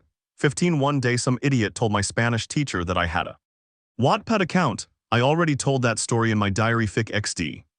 I'm 16 and I'm doing very well at my school, but I hardly pay attention. 17. I've always wanted to have my own rock band, but it never happens. 18 times I can't sleep and I stay awake. 19. In virtual classes, I only write chapters of my fanfics, meaning I barely pay attention. 20. I don't like motorcycles. 21. My favorite electric guitar model is the Stratocaster. 22. I don't like to fight. I'm usually passive, but if you bother me, I won't hesitate to crush you and leave you like trash. 23. My favorite band is Rata Blanca and then Guns N' Roses. 24. I don't like reggaeton, it's boring. 25. I've been close to leaving Wattpad many times, but I don't leave XD. 26. At my high school there's a film festival, and I've acted in several. 27. I like to collect Hot Wheels, Beyblades, and special instruments. 28. I like talking to people, I find it relaxing. 29. Badabun seems boring to me. 30. I'm scared that one of my teachers will find my little pawn. That day I would cease to exist. Pray that it doesn't happen. 31. I used to write for fun, but now I take it seriously. 32. My current dreams are studying for a degree, learn to play more music, publish a physical book. 33. I find most current YouTubers very boring. I watched so much Dragon Ball when I was little that I'm already bored with it. I mean, I like it, but I hardly watch it anymore. 35. I know you're going to hate me for this, but these are my tastes. I don't like the loud house fics, I find them very strange. 36. I've written many betrayal fics, but I hardly ever read them. 37. I find mathematics strange. 38. I get scared every time I'm asked about feminists and the LGBT community or whatever it's called. I just don't want to get cancelled. 39. I hardly ever dream, but when I do it's strain. 40. I find current creepypastas boring and pointless. 41. Me with Wattpad. My current goal is to reach 1K followers so I can have more friends to annoy and talk nonsense with. 42. I like The Simpsons, but I like the older episodes more. 43. I once debated with a professor and I almost won. 44. Ever since I saw The End of School Days, I don't listen to its openings the same way anymore because I always remember that horrible ending. 45. The anime that has made me laugh the most is High School DxD. 46. I haven't watched anime in a long time, since I dedicate all my time to Wattpad. 47. I have helped many small writers. 48. I like making friends XD. 49. I love dogs. 50. Wattpad posts is the best thing that's ever happened to me, and I'm eternally grateful to you all because you're my friends and you support me when I'm sad. Even when I do and say stupid things, you put up with me, so thank you, and I hope we continue to grow as a community. Thank you, family, I love you all. Grinning, grinning, grinning. I was nominated. Hikari's POV. That day, my red hair shone like the beautiful roses on the skirts of the Katrinas, which resonated with the harmonious violins of the mariachis, making my mind and ears dance. That night, as black as ebony, barely illuminated by the candles that lit the souls towards the afterlife, so that beloved souls could meet and begin their sacred journey. That night, the cloak of night covered me with its mantle, silenced me. And my hope was lost, but then I heard a voice that chilled me to the bone. She looked like my mother, her hair as white as the purest snow. She said while her skin seemed to glow, "Hello, don't be afraid, I will show you your way so you can find your family and they won't be lacking. I will help you and we will begin to walk." And my dress seemed to contrast with her skin. I spoke to that woman. I told her my sorrows and my troubles, the night as my only confidant.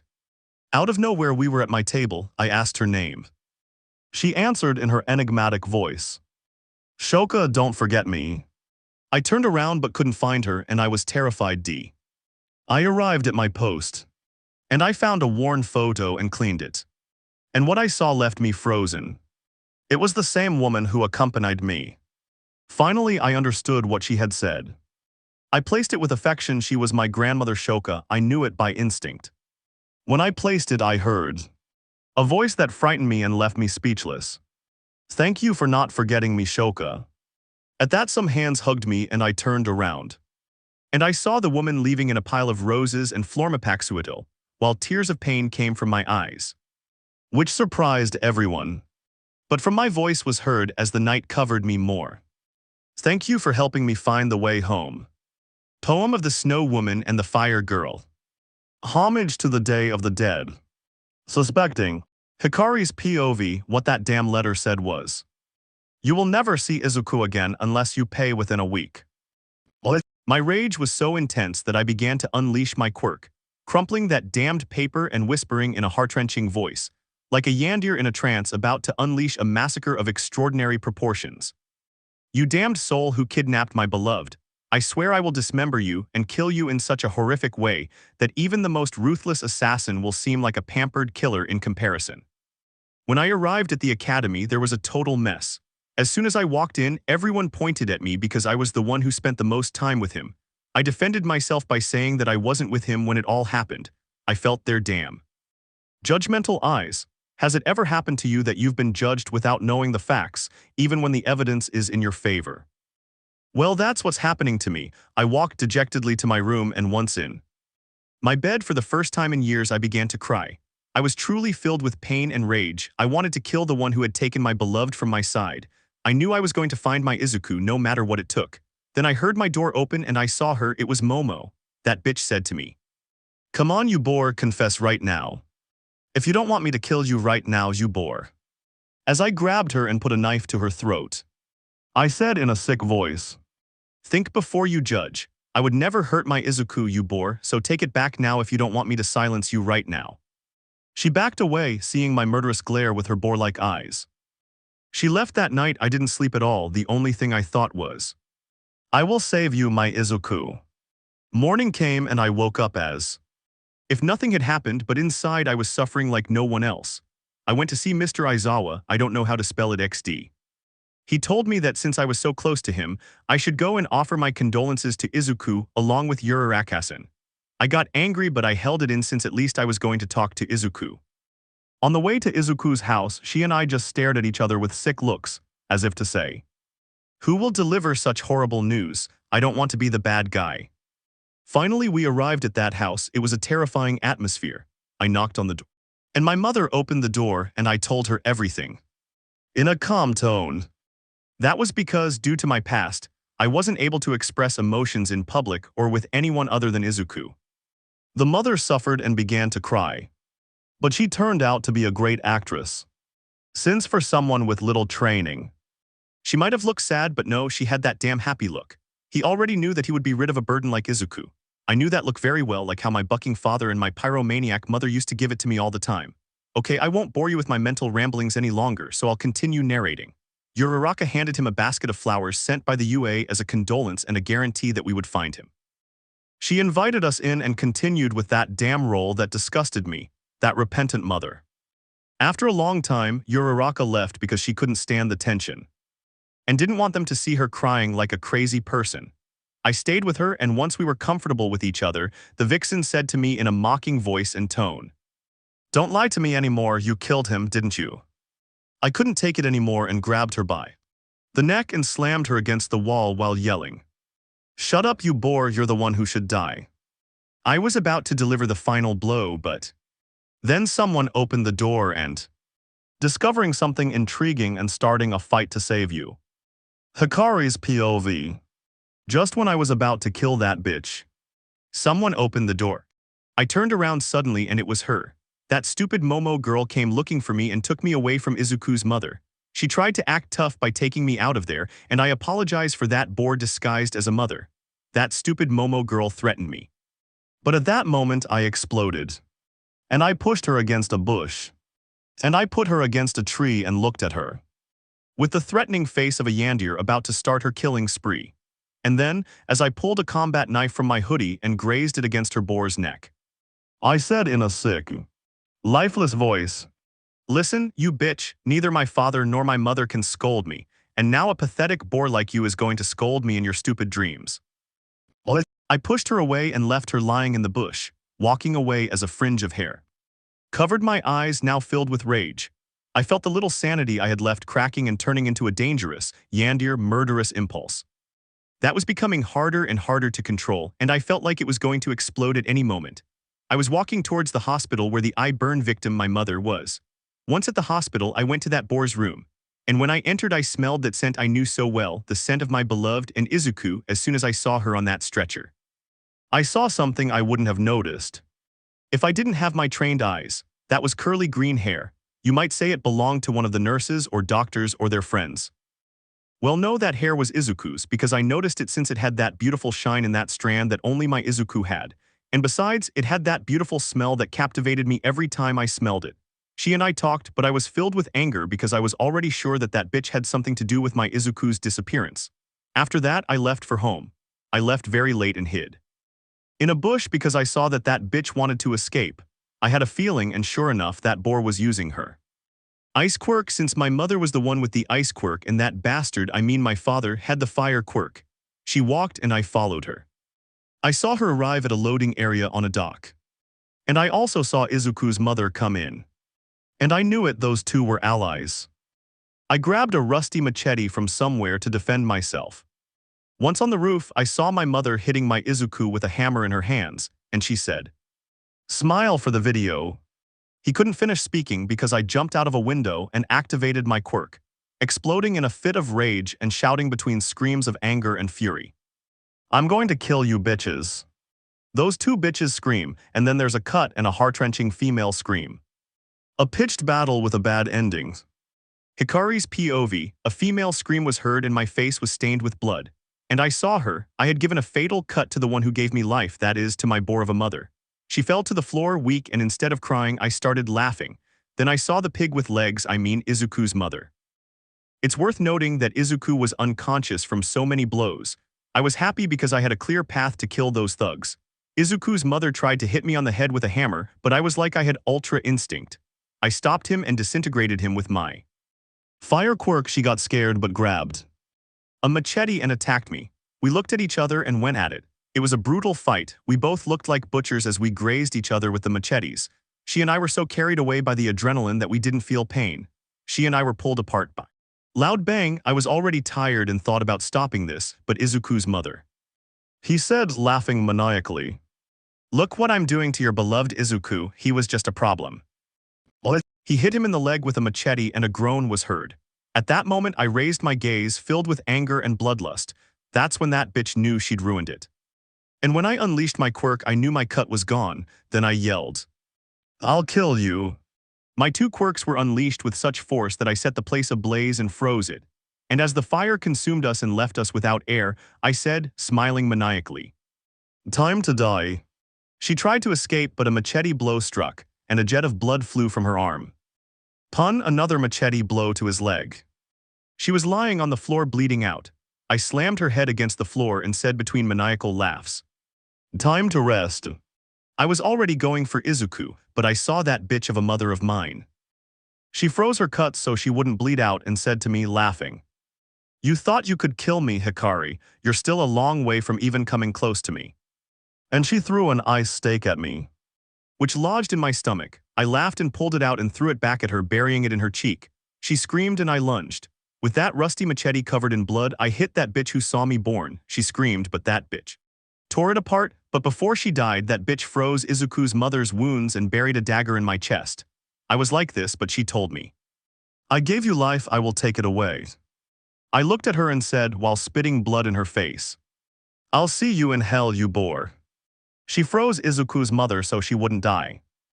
And I dragged myself weakly towards an unconscious Izuku, and with what little strength I had left, I pulled Izuku out of that place, which, because of all the ice power I unleashed along with my damn mother, was now frozen solid. And I walked away and left Izuku at a small Red Cross station. And before that, I gave him one last kiss, and I walked away, weak and dying.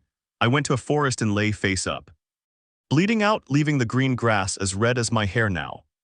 Lifeless, and before closing my eyes for the end, I said weakly with a weak, malicious smile, and as blood came out of my mouth, "Goodbye, my Izuku, thank you for showing me what true love was." And then I closed my eyes. Could this be the end of Hikari? Pensive face. So I'm back. Hikari's POV, out of nowhere everything went black. I thought it was some kind of purgatory or hell or something like that. I was walking calmly, but then I heard a voice like mine, only more manic and unhinged. It sounded like the protagonist of that anime I used to watch when I was younger. It was about a brown-haired boy who had a dragon inside him and was chased by a red-haired woman and others. But he had a slightly crazy childhood friend named Gasai, or at least that's what I remember. Well, I won't bore you any longer and I'll continue narrating. Author with a doubtful expression, could it be that my little pawn and female Todoroki are connected? Astonished face. Or is an epic crossover coming? What could it be? That voice kept saying, protect Izuku. I understood, but then a figure appeared in front of me. It was me. I was dressed all in black. I had my hero costume and it was black and white, and I had a threatening expression and both of my quirks were active, and I said, I am you. I am the side you never show to anyone, your most deranged and bloodthirsty side. You and I have already spoken, but you didn't pay attention. I'm telling you. Now you are in an operating room and they are performing open heart surgery on you because your heart is very damaged, but it depends on you to stay alive. Did you hear me? And I replied, I don't believe you, show me. Then she opened my eyes and I saw myself in an operating room. With a bunch of doctors operating on me, my chest was open. For some it would be disturbing. But for me it was normal since I had seen horrible things since I was a child because of the training from that old bastard, I mean my father. That's when I said to my dear self, where do I sign to become one with you? And she said as she further activated her quirks. Activate your quirks to their full potential and you'll see. I activated my quirk, there was a glow and I heard, you will never be the same again. And then out of nowhere I woke up and what I saw horrified me. A recovery and being blamed. Here's his profile. Joel Meza 8, a young writer with great talent. He says he'll be writing his own Todoroki film story. Just to clarify, it's not an adaptation of mine, it will be completely different. Well, now that everything's clear, let's begin. Hikari's POV, I woke up and what I saw horrified me.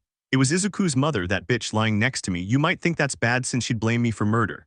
Well, I wasn't going to kill that bitch and fog up the cameras with my ice quirk. I let go even though I was weak.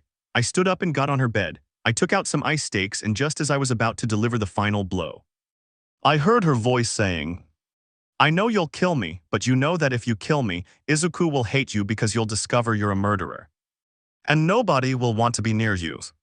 I stopped because I thought better of it and knew I couldn't kill her here since I'd get kicked out like in Among Us lol. I lay down on my bed, quietly to pretend nothing was wrong. Then I saw Izuku walking with crutches to help him walk since the boars had badly injured his legs. I saw him and my joy returned. As soon as I saw him, I hugged him and he hugged me back. Izuku asked me what had happened there. Izuku knew because of what he suffered, he had traumatic amnesia. Like Kauta from Elfen Lied, I don't know how to put it. The mother smiles maliciously as if to say to me, I'm free. But I looked at her with a murderous expression and while showing her the ice stake, thought, we'll settle this tonight.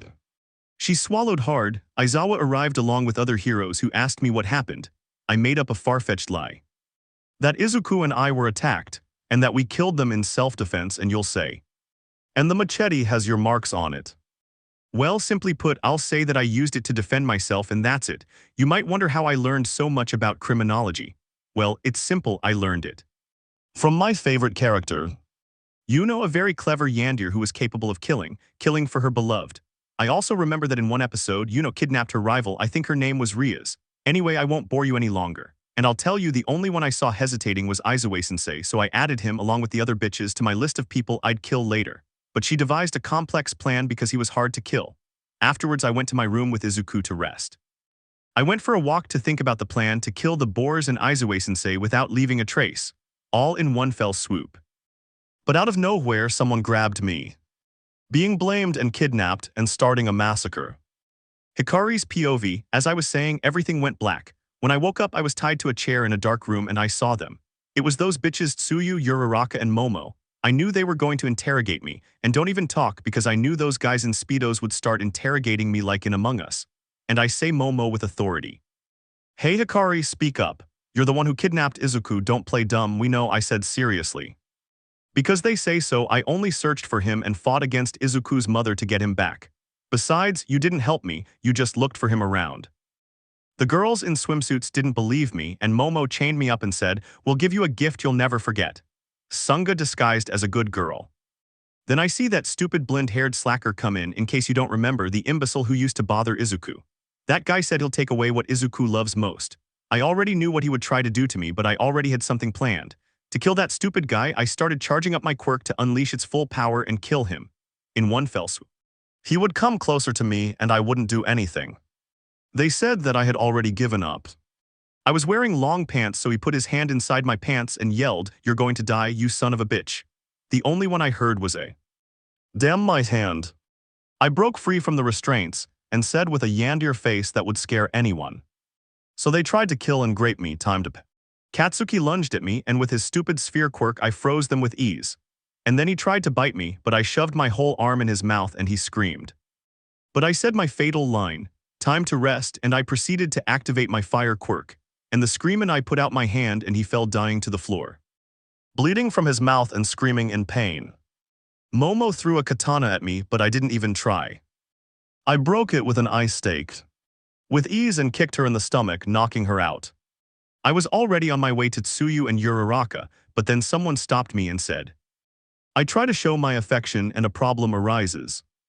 Hikari's POV, I turned around and sure enough it was Professor Aizawa who asked what was going on. Those girls tried to blame me. But I told Professor Aizawa to look at the cameras. They turned pale because they knew they were screwed. Aizawa looked at them and saw everything. I had a serious face. Because I knew I had escaped this by a miracle. You might be wondering, but Hikari, what about that stupid Bakugo? Did you kill him? Well, no, my friend. The semi-professional license saved me, since we had permission to kill in self-defense. But Hikari, you beat up a kid and killed him? No, that imbecile was 15 years old. He was one of those who always repeated a year in school. He was the eternal one. Well, I won't bore you with stupid explanations anymore, and I'll continue. The bitches were suspended and they started a trial for attempted kidnapping. They tried to prosecute me, but the stupid guy miraculously survived. He ended up connected to a respirator, but he survived. I told Izuku how. I beat up that stupid Bakugo because he tried to grope me, and he said, while instinctively grabbing my hips, "You should have killed him so he wouldn't bother more people." I nodded and laughed with him since it was true. That was the idea. He and I now had such a close bond. I already knew it was time to express my feelings, but I didn't know how. I knew I was going to stay up sooner or later, but now I had to go and seduce him to win him over even more. Smirking face. Back in the room, he was peacefully asleep. It had been a busy day. He'd trained all day. You know how I sleep, right? With a thong, smirking face, I do it. So I don't sweat so much, but now I'm doing it more to seduce him. I put curtains up and lotion all over my body so his hands would glide easily. And he'd enjoy touching me. Tonight I was planning to have hex with him. He was asleep. I knew he wouldn't like it, but since he was asleep, smirking face, I had free reign to play hehes. Author angry, Hikari, if you grape him, I won't pay your bail from the UN. I had already taken off my Izuku's shirt and was feasting my eyes on his tremendous toned abdomen. I wasn't wearing anything on top, just a red thong as my only garment. I whispered in his ear, "You'll have an excellent time, my beloved Izuku. Today I'll give you the ultimate proof of my affection." Then I climbed on top of him and grabbed him like a feather, opened his mouth, put my tongue in it, and started sucking his sweet juices. Author perverse scream. The action is about to begin, smirking face. I took off his pants, leaving him in his underwear, and just as we were about to get down to business, someone knocked on the door. I got dressed in a flash and went out, and the person who knocked was the last one I expected. 400 followers special part 1. Okay, here my characters will start answering. Hikari cold voice. Author, how much are you going to pay me? I don't work for free. V. Author taking dollars out of his wallet. I'll give you 10,000 per question. Hikari resigned. It's not much, but okay. Author pointing to his other creations. The same goes for you. They understand. Author, well, to answer the reader's question, well, the first to answer will be Ria's maid. Ria's maid doubtful, and my questions. Author, here they are. Ria's calmly, she's quietly retired, living her life in the underworld, or so I heard. I haven't seen her since I graduated. Ria's maid wicked and wearing a hexy bikini. Obviously I'd love to dance for my beloved. To relieve his stress, smirking face. Ria's maid cold voice. Nothing matters to me, no one can beat my Is. Now it's Issei Shikido's turn. Author. Issei Shikido happy, yes sir. Author angry, I'm a young kid and also your creator, show some respect. Pouting face. Issei Shikido, my questions. Author, here they are. Issei Shikido confused. I don't know, maybe I'd play with him and ask him what Maria's is like. Issei Shikido confused. Well, I don't really watch cartoons, but I like Beyblade, the series about the spinning tops that fight. For now, that's the only one I like. Issei, kawaii voice and adorable look, I don't know. All the maids except Akino, What a lovely day today, right? Akino pervert, when Ria's Ravel and Yubaluna let their guard down smirking face. Don't even think about it. Well, now that the maid questions are finished, it's Hikari's turn. Hikari, let the readers begin. Hikari, Yandere voice. I'd kill her for being a slut for not messing with my beloved. And I'd kidnap my Izuku so he learns that he'll never leave my side. Hikari, serious, and then Yandere. I almost did it once, but I was interrupted. Like Broccoli's name is Izuku, I'd kill her since I'm the only one who can do that to Izuku. Hikari, thoughtfully, both are good, but I prefer the first one since that way I would protect Izuku from any bitch who wants to hurt him. In conclusion, the first one. Hikari, in a Yandere voice, pulling out a bloodstained butcher knife. If they oppose our relationship, I would do it without hesitation. Hikari, surprised, where is that portal? I want to see my green-haired and white-haired baby girl to see if she turned out as attractive as her father's smirking face. Hikari, tired and angry. Stop asking that stupid question. I already said I almost did it, but you interrupted me face with symbols on mouth. Hikari, Yandere voice and murderous gaze. I would search for him and kill him in such horrible ways that the most maniacal assassins would seem delicate in comparison. Hikari, Yandere voice. I would join him to create an empire of terror, ha ha ha ha ha ha ha. Hikari, evil voice, where do I sign? Hikari, angry Yandere voice. No, I work alone and those bitches would only slow me down, pouting face. Hikari, hopefully, that's my greatest wish. Hikari, maniacal voice, that won't happen because it would give her traumatic amnesia. And she'll never see me again since I planned very well before killing. Well, Hikari, here's your last question. Hikari, okay, it's over 10K. Author resigned, take your money. Bad news. Hikari's POV. Just as things were about to get going, you know what I mean, smirking face. Someone knocked on the door, I got dressed in a flash. And went out looking serious. I saw it was my stupid father who just slapped me. I heard him say, grow up, stupid girl, you almost ruined the Todoroki family's reputation. I was going to hit him back. But I saw a green flash and a don't hit her. I saw Izuku stop her hand and crack it. I was silent because of Izuku's strength. I could hear that idiot's bones cracking little by little. He said with a totally terrified face. Damn kid, stay out of this. And she activates her quirk. You can imagine that Izuku let go, but not before she grabbed him even harder and squeezed him so hard that the sound of ligaments tearing could be heard. The two looked at each other with faces that said they were going to kill each other. I watched as they broke my father's hand. Then Aizawa used his quirk to separate them, and my father told me while rubbing his hand that Izuku almost broke it, he cracked it. I had a look of pleasure on my face watching that old man suffer. She took me to a room and said, while showing me a contract, I've arranged a marriage contract for you with the son of one of my partners, so don't complain. You'll spend 2 weeks at the academy, then you'll marry him. You'll continue your hero training at another academy, and I'll marry you off to give me a strong grandson worthy of the Todoroki name. With every word I felt a pang, cursing myself for having that damn last name. I was clear about one thing, I was going to kill him. The only man I wanted to give myself to was Izuku. It made me so angry that he saw me as a damn object and a hex toy. I knew that even if that old man was the second strongest hero in the world, I knew that in my hands and on the edge of my ice stakes he would find his end. I just looked at him with the eyes of a maniac that made him back away and swallow hard, and I whispered, "You'll regret this." Then we left that room and I walked so angrily that I was burning the floor. I was a ticking time bomb that was going to explode at any moment. And to top it all off, I saw Izuku walking with a weak expression outside the house. I knew the reason, and tears of anger and sadness flowed from my eyes, filled with rage and melancholy, starting the plan. Hikari's POV. After that night, I left the house with such a great anger that it was burning and freezing the floor. I heard Izuku crying and saying, "What do? I don't know what to do." I knew the engagement party was in 2 days. And in that time, I could plan a good scheme to kill all those sons of bitches without leaving a trace. I started planning in my head. First, I would kill the big prey, that son of a bitch Endeavor. But you might say, Hikari, he's the second deebiest hero in the world, he'll kick your ass. Well, my friend, I'll give you some advice. Always analyze the vices, tastes, and weaknesses of others, no matter how small they may be so. You can take them into account and use them against them in order to defeat them. But Hikari, what weakness does Endeavoro have? He seems like a machine. Without feelings like you, Hikari. Well, yes, he does have one, and that is alcohol. Since I was little, I've seen that he's never refused a drink. So I would use that against him, poisoning his drink with a sleeping pill, then killing him by injecting air into his yorda and making it seem like he had a heart attack. And that day I went to my father's house with a bottle of champagne and another of red wine. One was to disguise it, and the other was for that night to kill him. I went in and everything seemed normal. I made up a lie about us having a drink before I was sent abroad and also as a peace offering. He drank that wine. When it was around 3 a.m. and when there was no more noise, only the wind could be heard moving, which created a better atmosphere for what was to come. Once that old man was quite drunk, I knew the moment had arrived. And I opened the bottle of poisoned vodka.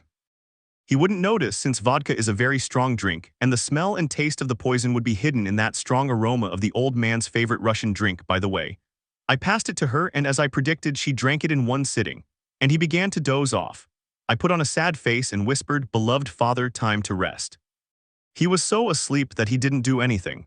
I got on top of him and took the needle from my jacket, and before he could react, I plunged the needle into his chest. He said in a choked, fearful whisper, "What have you become, Hikari?" And I replied in a Yandere whisper, while the true hell was visible in my eyes. "In what you wanted." And that's where he died, and with that done, I started preparing the scene, hiding the evidence and covering it up. Hikari's POV, after killing the old man, I put on surgical scrubs and gloves.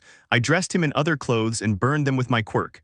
I also burned the bottles and stuff. He was wearing surgical scrubs and gloves. I changed his clothes and put him on my bed, covered up, face up, to make him believe he had a heart attack while he slept. Then I went to a room with cameras and deleted the moment of the murder. I only left the recording of when he was drinking and I was listening. But you might say, "Hikari, but there's no recording of when you left the house. Are you screwed?" Well, no, my friend, what happened is that we didn't put cameras there, a mistake on the old man's part. That's why I felt confident killing him here. Because everything would seem normal, and it would be understood that I left the house and that hours later he died of a heart attack, a natural death. That's why I didn't cut him or stab him. So they wouldn't suspect anything, the most logical thing. Afterwards, I went to my little house. I mean the academy, and in my room I found Izuku looking sad, and he said to me, "Hikari, what happened? Are you leaving?" I happily told him, "Calm down, Izuku. My father and I reached an agreement and the engagement is off." It's worth noting that I sent a text message to my father's cell phone saying the engagement was off and that I was already wearing normal clothes because I had thrown away the surgical scrubs and burned them. He was surprised and hugged me. I stayed calm by his side and went to sleep while thinking about all the possible alternatives because I knew that the old man's death would be world news, and I had to be ready for anything since I knew they would interrogate us in every way possible because that old alcoholic was healthy. And it would be difficult to hide anything, especially from me since I had been the last one to see him alive. But I was already calm because I knew this wouldn't escalate. A funeral and ending the plan. Hikari's POV. After that there was a funeral and all that process that is done for social protocol. The only good thing about that funeral. Izuku was cuddling me. I was sitting peacefully on a bench when I saw the guy I'd been betrothed to. He was trying to get close to me because I knew he liked me. The guy had a perverted look on his face. And I didn't trust him. I knew I'd have to kill him because he wouldn't leave me alone. Well, after the funeral, I went to buy some things I needed for the night, and that was some weapons since I wanted to kill that guy because I felt he was watching me. And it would be dangerous. It was around 4 a.m. And I was carrying a katana. It was made of wood. It was for training, but it was good for something. I was passing through an alley to save time. And then I felt someone touch my shoulder and I saw him, and it was precisely that boy I had been married to. I knew he wanted to do it to me. And exactly, I could barely hear a "you will be mine. Even if you don't want to, bitch." And he grabbed me with his quirk, which was tentacles. Author, how original of me XD. I was trying to break free. One of those tentacles brushed against me. I was about to let go, but I heard, "That boy can't beat me." I got so angry that both my quirks were released at great speed. And I heard screams of pain and agony. The alley was frozen and burned, and I walked away laughing. To my house. You might wonder why I didn't clean the place. Well, it's simple. There were a lot of fights there, so it was easy to hide. Besides, there weren't any cameras, or if there were, they were broken, and I headed to a house that I had to visit to finish everything. Since something told me that his family had something to do with it, a massacre for love, Hikari's POV, afterwards I headed towards her relative's house. To my surprise, her mother was there. She saw me and said as if she knew what I had done. "Hello Hikari, I see you achieved your goal, didn't you?" I just looked at her threateningly, because I knew what was coming. And I wasn't going to play innocent. I was going to do what I was going to do no matter what. She throws me a katana. And she catches one. I brace myself and whisper maniacally, "Tomorrow they'll only see the marks of my katana strikes on your body." And she lunges, and so do I. We both looked like beasts. Only the sparks of the flames could be seen in the macabre darkness that was my only friend. Hours passed and we both became covered in cuts and bruises. We had both wrecked the room. After that tremendous fight, we separated and looked at each other, and she said to me in a maniacal voice, well, it's clear you're good. You were able to kill my son without weapons, just with your quirk. I'm surprised you fell into my trap. I knew you would kill him. It was written all over your face. I just let it all happen to bring you here and finish you off, thus eliminating the competition so I can fulfill my revenge. Since you and your father were lovers, but he preferred that bore of a mother of yours, and left me alone, only by killing you will I find peace, knowing that his favorite daughter won't be there and will go with her to hell. Honestly, all I heard was blah blah blah, cut me, and don't stop cutting me. But something really made me angry, and that was, you have the same look as your bucking father. At that moment I became so angry that like lightning I cut her in half, and as the blood covered me I began to laugh, filled with victory and joy. I was about to leave to hide evidence and end it all when I heard a voice say to me in a serious and curt manner, "Have I been discovered, and am I defeating you?" Hikari's POV, that voice told me, in a curt and cold manner. I knew it, Hikari, it was you. I suspected it ever since Endeavor disappeared. I turned around and it was the person I suspected exactly. It was Aizawa. You can imagine how scared I was. Well, no, the truth is I'd suspected for a while that he was watching me, but I didn't pay any attention to it, which I now regret. Because if I had, I could have saved myself a lot of trouble and avoided this deplorable situation. Anyway, enough of that. To describe it all, I'll just tell you what Aizawa did. It's very simple. He grabbed me with his ropes that deactivate quirks. You can imagine how scared I was. Well, I didn't have a plan, and that plan was to make Aizawa angry so that my quirk, or gift, as you call it, would be released at full power. They had to make me angry. I figured it out, and that would be the exact moment to use it. Well, I played the victim. And miraculously, Aizawa believed it. I almost died of fright, since I didn't expect it, and then he said the phrase that sealed his fate. Wait until your pedophile boyfriend finds out. Then something inside me awoke. And boom, I heard something inside me say, I am free. And exactly I heard a scream of pain. And exactly I had frozen and burned Aizawa and frozen him. I looked at him with a maniacal face and said while smiling with a broken voice worthy of the sickest and most deranged psychopath in existence, "Time to rest, my dear Aizawa-sensei, ha ha ha ha ha." He tried to deactivate my quirk, but I was lightning fast and incinerated him in seconds. With Aizawa dead, I said to myself, oops, I thought that was the end for me, but oh well, now to hide the evidence. And I set about cleaning everything. I cremated the corpses and mixed their ashes with dirt and poured water on them. To dilute them, I also burned a stick and threw their ashes into it. Now the ashes won't be recognizable because they are so mixed together. I walked to a lake and watched the beautiful sunrise stained by the blood of souls who wanted to do what they thought was right. Then I saw her, and as soon as I saw her, I asked her, "So you've reappeared, what brings you here?" She looked up and said, "Have I done everything wrong? Now I regret it." Po Hikari, then I saw her, it was that version of me who appeared when I almost died. She told me, cheerful but sadistic way, "You should be happy, you almost have a clear path to having Izuku, just kill the bitches." I looked at her and said with a face that said, "You think I do magic, bitch? Those bitches are hard to kill, especially Tsuyu." She said to me as she offered me her hand, "Come on, join hands with me so we can defeat anyone who stands in our way." I was captivated by those words because I wanted to protect my Izuku. But then I saw a voice I knew very well. And it said to me, "Why did you do it? I didn't want to kill, I just wanted to be happy. I don't want to become like my father." I turned around and saw her. It was my 8-year-old self, that innocent little girl. That she became corrupted in the dirty world of these self-proclaimed heroes who are not heroes at all, only the title of this rotten society. I curse you, father. At that moment when I saw myself and understood what I had become because of my desire to protect, I had become worse than that being who gave me life and whom I despise, and that is why I killed. I started to cry and realized that I had done everything wrong and there was no going back. To be continued. Well, I hope you liked the chapter and please vote and comment on what you thought. Until next time, readers, XDO, but before I say goodbye, I'll show you this little drawing I made of Hikari. I hope you like it. I tried to draw it imagining the twisted mind of a psychotic Yandere, which is why I used rough strokes and gave it a psychedelic look. That suits Hikari. In conclusion, do you want me to draw more pages for female Todoroki, the ultimate Yandere fight to protect you? Hikari's POV, just when we were about to unite in an eternal bond. I was attacked by the last person I expected. You might wonder who the cheater was who attacked me while I was like this with my beloved Izuku. It was that bitch Tsuyu who said ironically as she fired the dart that would knock me out. You won the battle but not the wars. After a while I woke up and found myself clinging to a chair. I looked around and saw her. It was that bitch Uraraka whom I hadn't seen in a long time along with Momo. They said to me in unison, "You'll pay for this, boar." I just watched and whispered, "You're not leaving here alive, read your wills." They said as they opened the door, "Look, have some fun."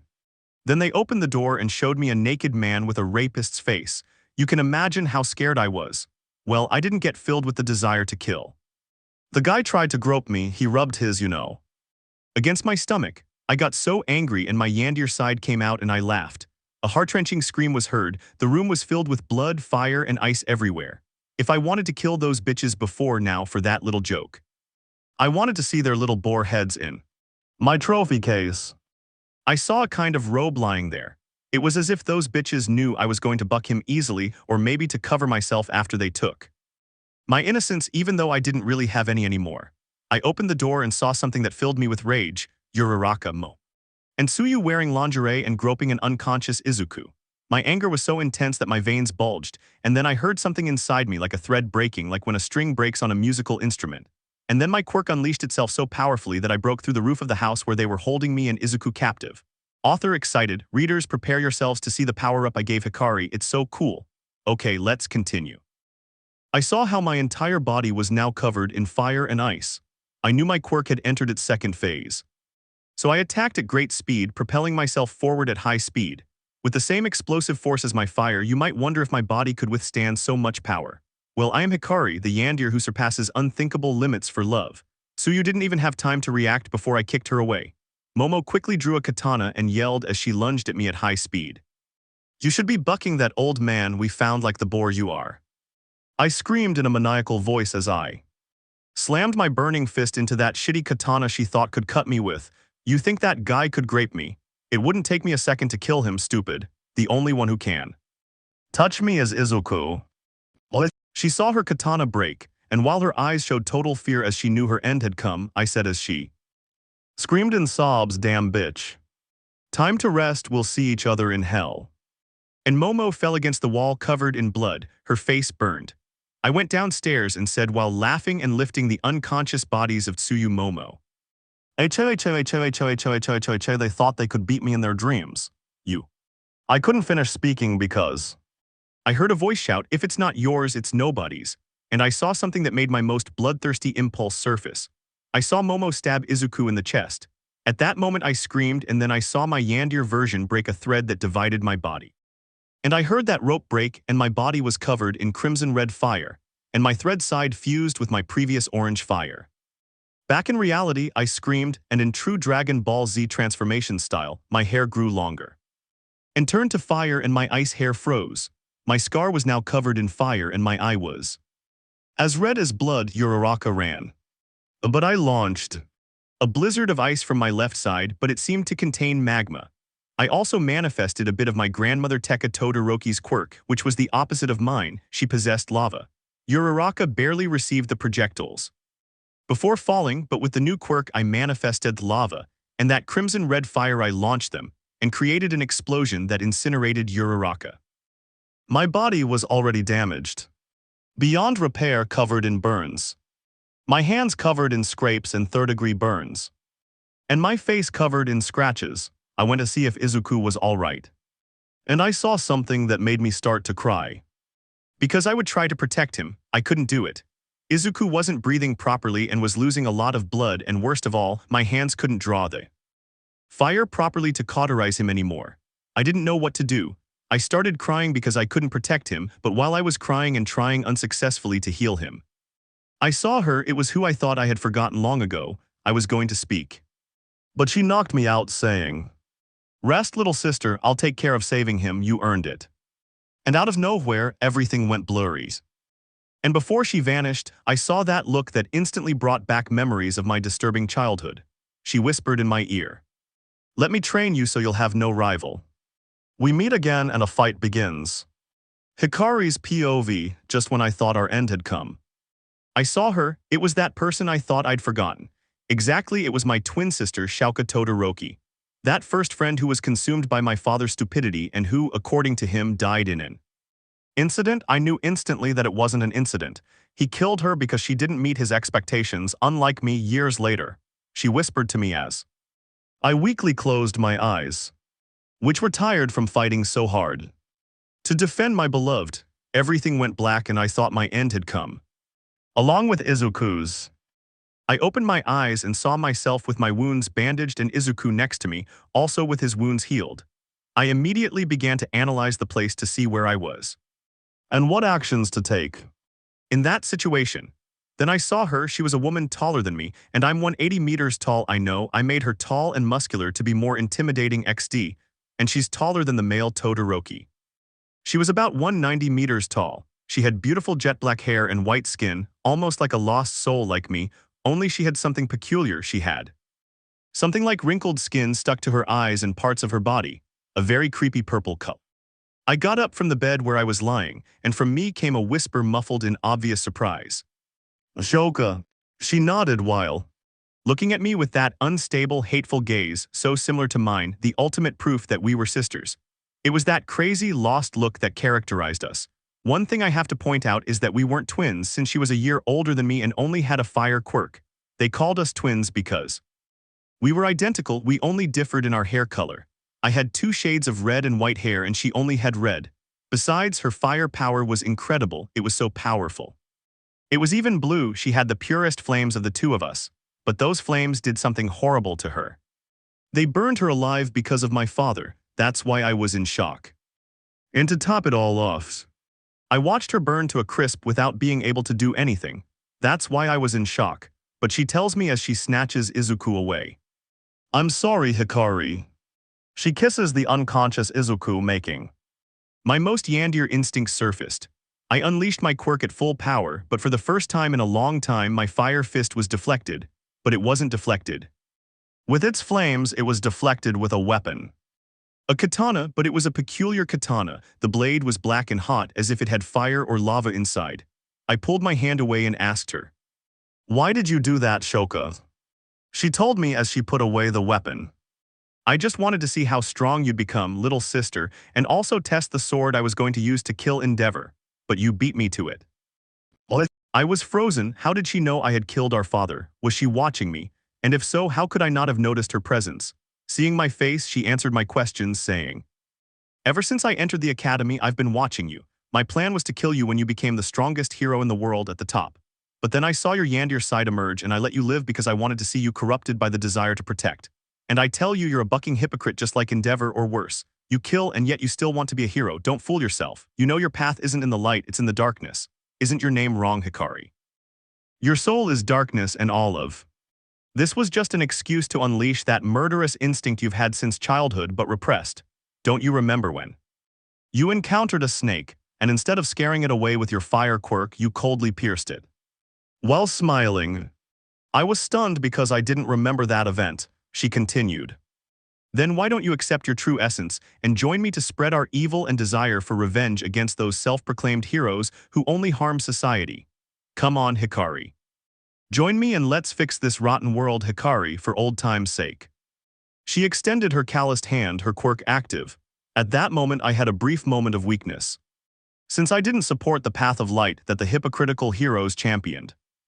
I was going to shake her hand, knowing that if I trained with Shoka, I could gain more power to protect the only thing keeping me sane, Izuku. Just as I was about to accept and fall into an endless spiral of evil, I heard the voice of a sleeping Izuku, saying the phrase that saved me.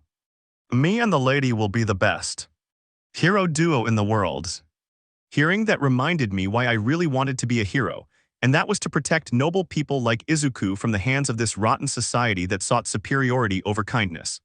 The one my father and Shoka were imprisoned in, but from which I managed to escape. Thanks to Izuku.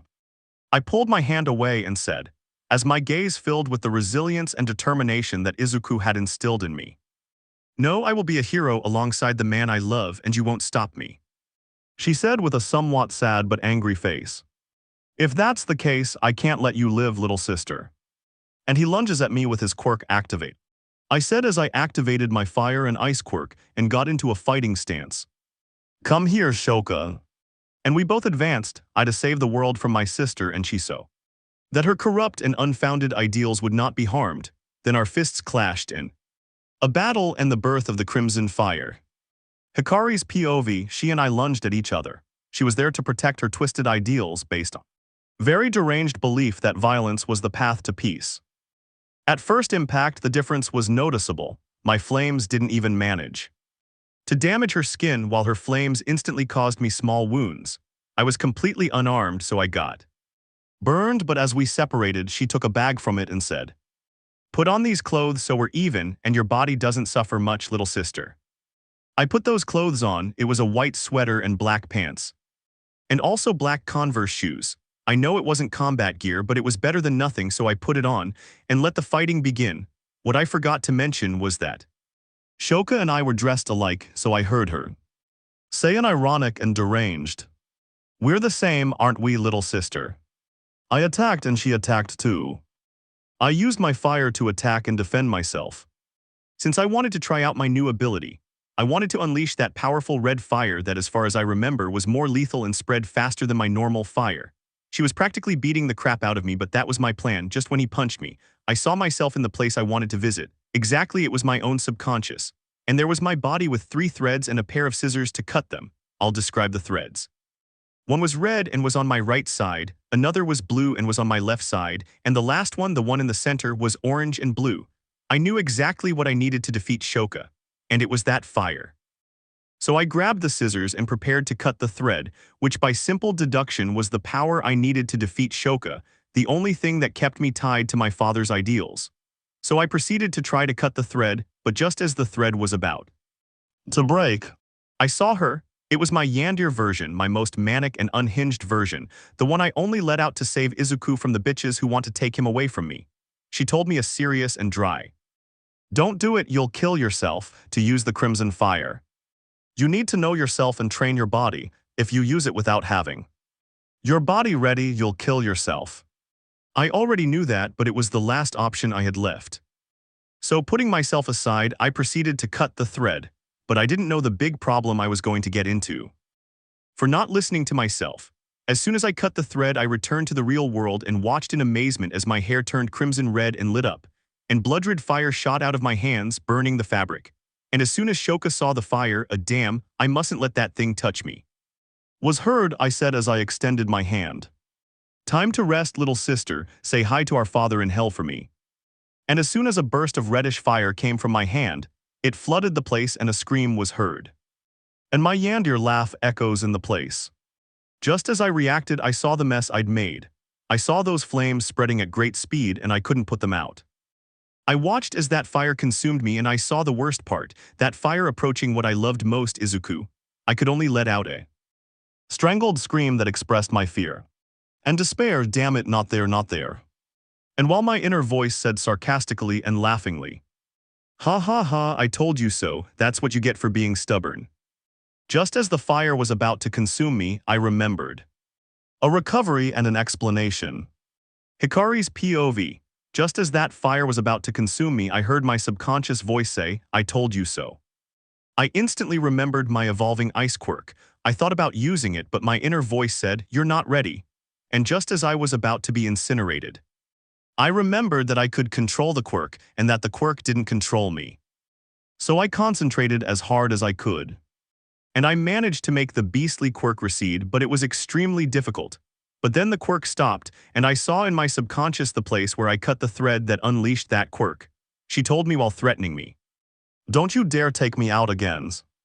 I was surprised by these words and asked her, "What are you? Tell me once and for all." She replied with my characteristic killer stare.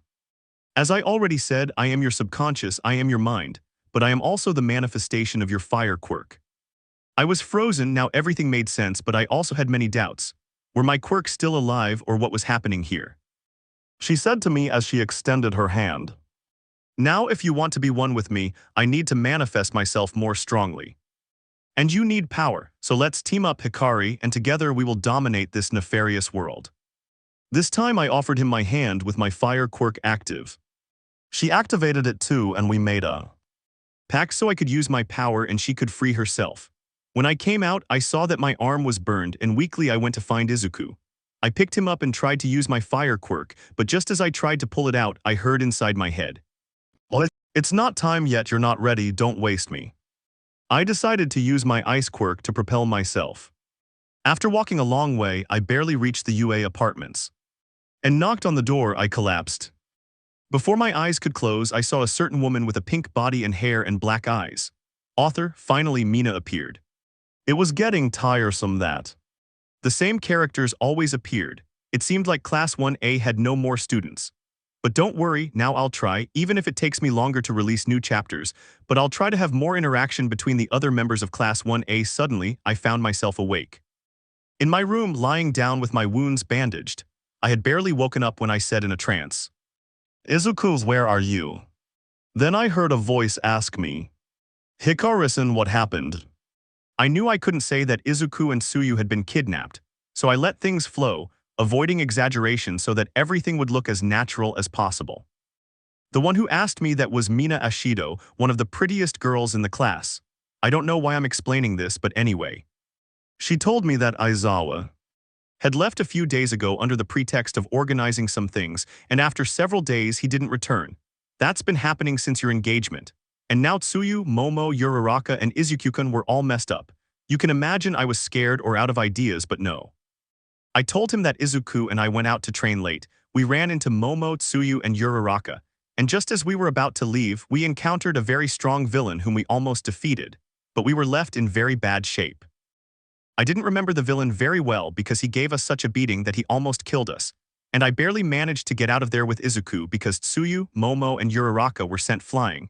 And I don't know where they ended up. She believed me because Momo, Tsuyu, and Uraraka were found meters later. She and I continued talking, but a cold hand touched my leg, surprising me, and the one who touched me was. Suspicions begin to arise and they start to enter. Hikari's POV, I was in bed. But then I felt a cold hand touch mine. I instantly saw Izuku. His wounds were already bandaged. And that made me happy. Well, to sum it up, some heroes asked me for testimony and I answered what I told Mina. You might be wondering what those bitches said, but calm down. They were knocked out just like Izuku. I was in my room watching over Izuku, analyzing various plans so there wouldn't be any problems because of my murders, since I knew that by this point they should already be starting to suspect Mina Ashido, and precisely while I was watching over my Izuku, I heard him. Again, luck or my ear was smiling on me. I heard this. I bet you anything you want that Hikari has something to do with it. Look at her. Lately she's been very mysterious and disappears for long periods. I've noticed that for a long time. I knew that dyed-haired girl had something to do with it. I recognized that voice instantly. It was that stupid Jiru's, a friend of Momo's I barely spoke to. I knew I had to get rid of that thorn in my side because I knew she was very intelligent. I also deduced that Momo was going to turn Jiru against me. Using their friendship for that purpose, I also knew I couldn't kill her. In a normal way, by normal way, I mean cornering her, killing her, and disintegrating her body to ashes, but I can't do that anymore because of all the murders I've committed so far. The atmosphere was tense. So I knew that if I killed her, I'd be discovered, since security was reinforced. And there would probably be people undercover to uncover an imposter. So I came to the conclusion that I should kill her in a situation that looked like an accident. You might say, Hikari, that's easy, right? Well, no, because I'd have to find the exact moment to act, a place where it would look like an accident. And most importantly, an exact calculation. So that everything goes perfectly the first time. Look at it from that perspective. When you have a row of control pieces, you arrange everything so that when you knock one over, they all fall in pairs. And you know that if you move anything more than necessary, all your work will be ruined. That's how I am right now. Wanting to kill Jiro, but knowing that if I make even the smallest mistake, my entire career up to this point will be irreversibly ruined. Well, then my sweet Izuku woke up and I told him what happened, I mean the lie I told. And luckily for him, he believed it. Well, after that, we rested. And Izuku was interrogated and said what I told him. And then they called all of us except for the bitches since I knocked them out with the beating I gave them. They told us that Arian was holding a tournament to prepare ourselves in case of an attack by the League of Villains. At that moment, I almost cried for my luck since now I had an excuse to kill Jiro without anyone noticing. After that, Izuku and I went to rest so we could train tomorrow. Author, poor Jiro, she barely appeared. And they're already going to screw her over, anxious face with sweat F for Jiro, starting to train and planning. Hikari's POV, after that talk I went to sleep with Izuku. Well, sleeping was just a facade. What I really wanted to do was make a plan to get rid of Jiro without getting my hands dirty. At this delicate moment, the last thing I wanted was to be discovered. Now, in addition to the thorn in my side that those bitches were, I also had to deal with that stupid Jiro, who was also the best friend of Momo's slutty wife. I knew that if Momo realized she was suspicious of me, she would pull strings to get me kicked out and keep Izuku for herself. I knew that I first had to get rid of those annoyances one by one, but that's for sure. I couldn't get my hands dirty because I knew Jiro was watching me, and I knew how clever that hearing aid-wearing girl was. I already knew Jiro.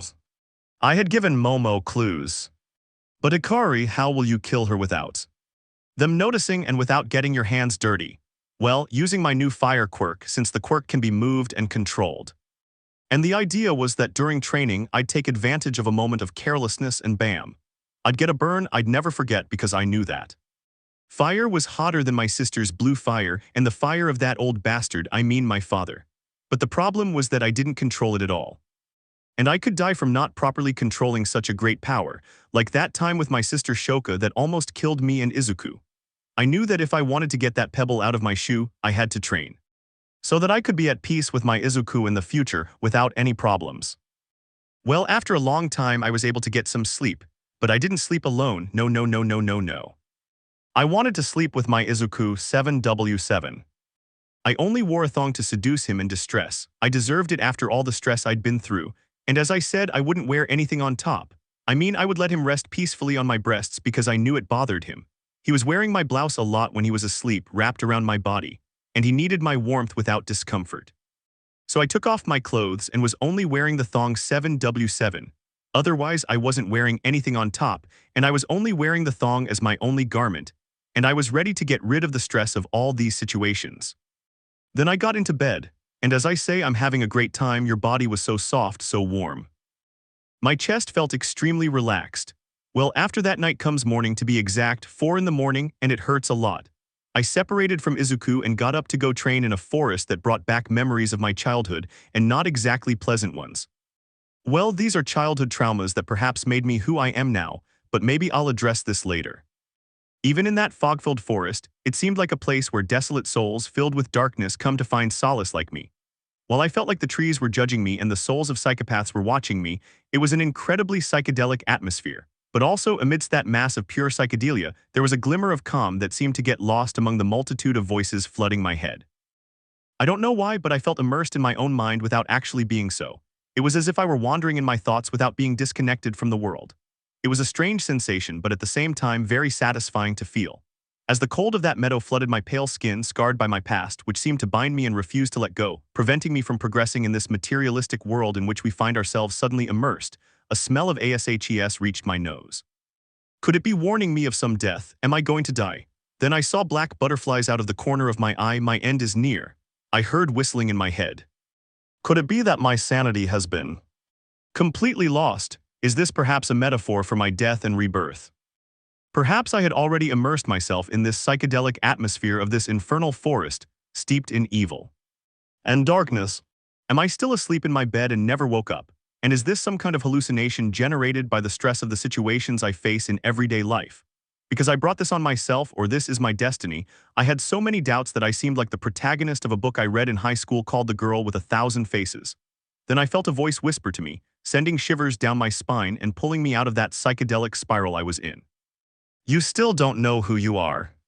Then my crimson fire quirk ignited without me being able to do anything, and the only thing I heard was an aberrant laugh echoed in my head. Before being consumed by my own gift, which seemed more like a curse than a blessing, one I was destined to bear for eternity because of my misdeeds. I saw a figure slowly walking towards me. Just as it was about to stand before me, it said that a deadly battle and someone from my past returns. Hikari's POV, just when I was about to be consumed by my own fire in that infernal forest. Just as I was about to be consumed by the souls that were accumulating in my ears. I saw her. It was that being I thought I had forgotten long ago, of whom I only had vague memories from my childhood.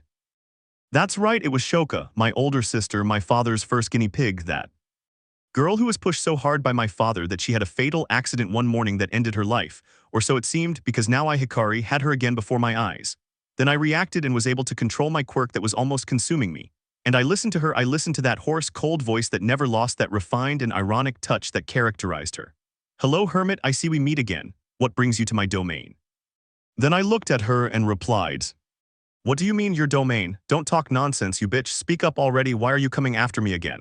And how did you find me? Speak, you Shoka. Move that damn burnt mouth and speak, you bitch.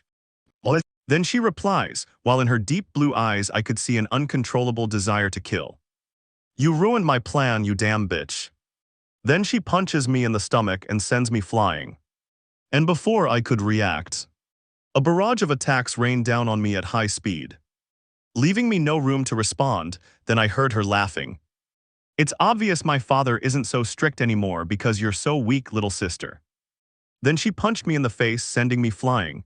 And while I was flying, I saw her. It was she who lived inside me. She said to me as if challenging me. So you think you can beat those bitches who want izuku? You're too weak, let me out, and to end this. And so they don't keep humiliating me. I accepted because I had no other choice. It was either unleash that crimson fire quirk again or die at Shoka's hands. Then I shook her hand and felt as if a rope had broken. And then I came back and that quirk started to come out that almost killed me if it weren't for Shoka. Then my vision became clearer, and while I was burning everything around me, I saw Shoka's bitch. And I pounced. With the first blow, I sent her flying. And she says to me while laughing, Until you can control it, little sister, you're so much like Endeavor. Upon hearing that last phrase, I lost control. And I breathed a gush of crimson fire.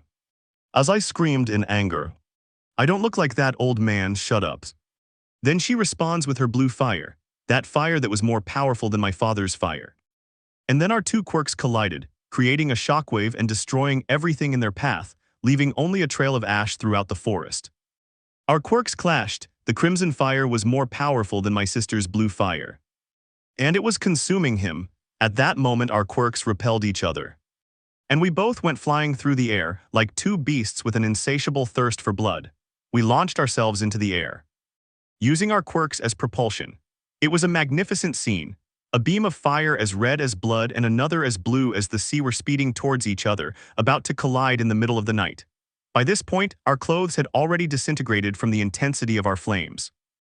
So we were as we had come into this world, without any kind of fabric to bother us. We were on equal footing. This fight wasn't about strategy, it was about brutal strength. It was about seeing which of the two had more striking power to kill their opponent. Then our powers clashed in the air, as we were consumed by our flames. That blow was so powerful that it destroyed half the forest and made everything around us shake. Then we both separated and fell to the ground, each making a crater as we fell. We both got up amidst that cloud of smoke, dust, and debris from a beautiful forest that had witnessed our masterful fight. Then we both ran, already weak and scraped, and began to fight with our bare fists. Between each blow, there was a desire to kill and a desire for victory. Then Shoka kicks me and sends me to the ground. Once on the ground, she starts strangling me, and then she told me while crying tears full of anger, "You bitch, why did you kill him? Why did you do it, you dog? If you hadn't killed him, I could have saved you, you stupid girl." Then she lets go of me and hits me in the face. I react and ask her, "Who are you talking about, you crazy bitch? What do you mean, save me, you stupid girl?"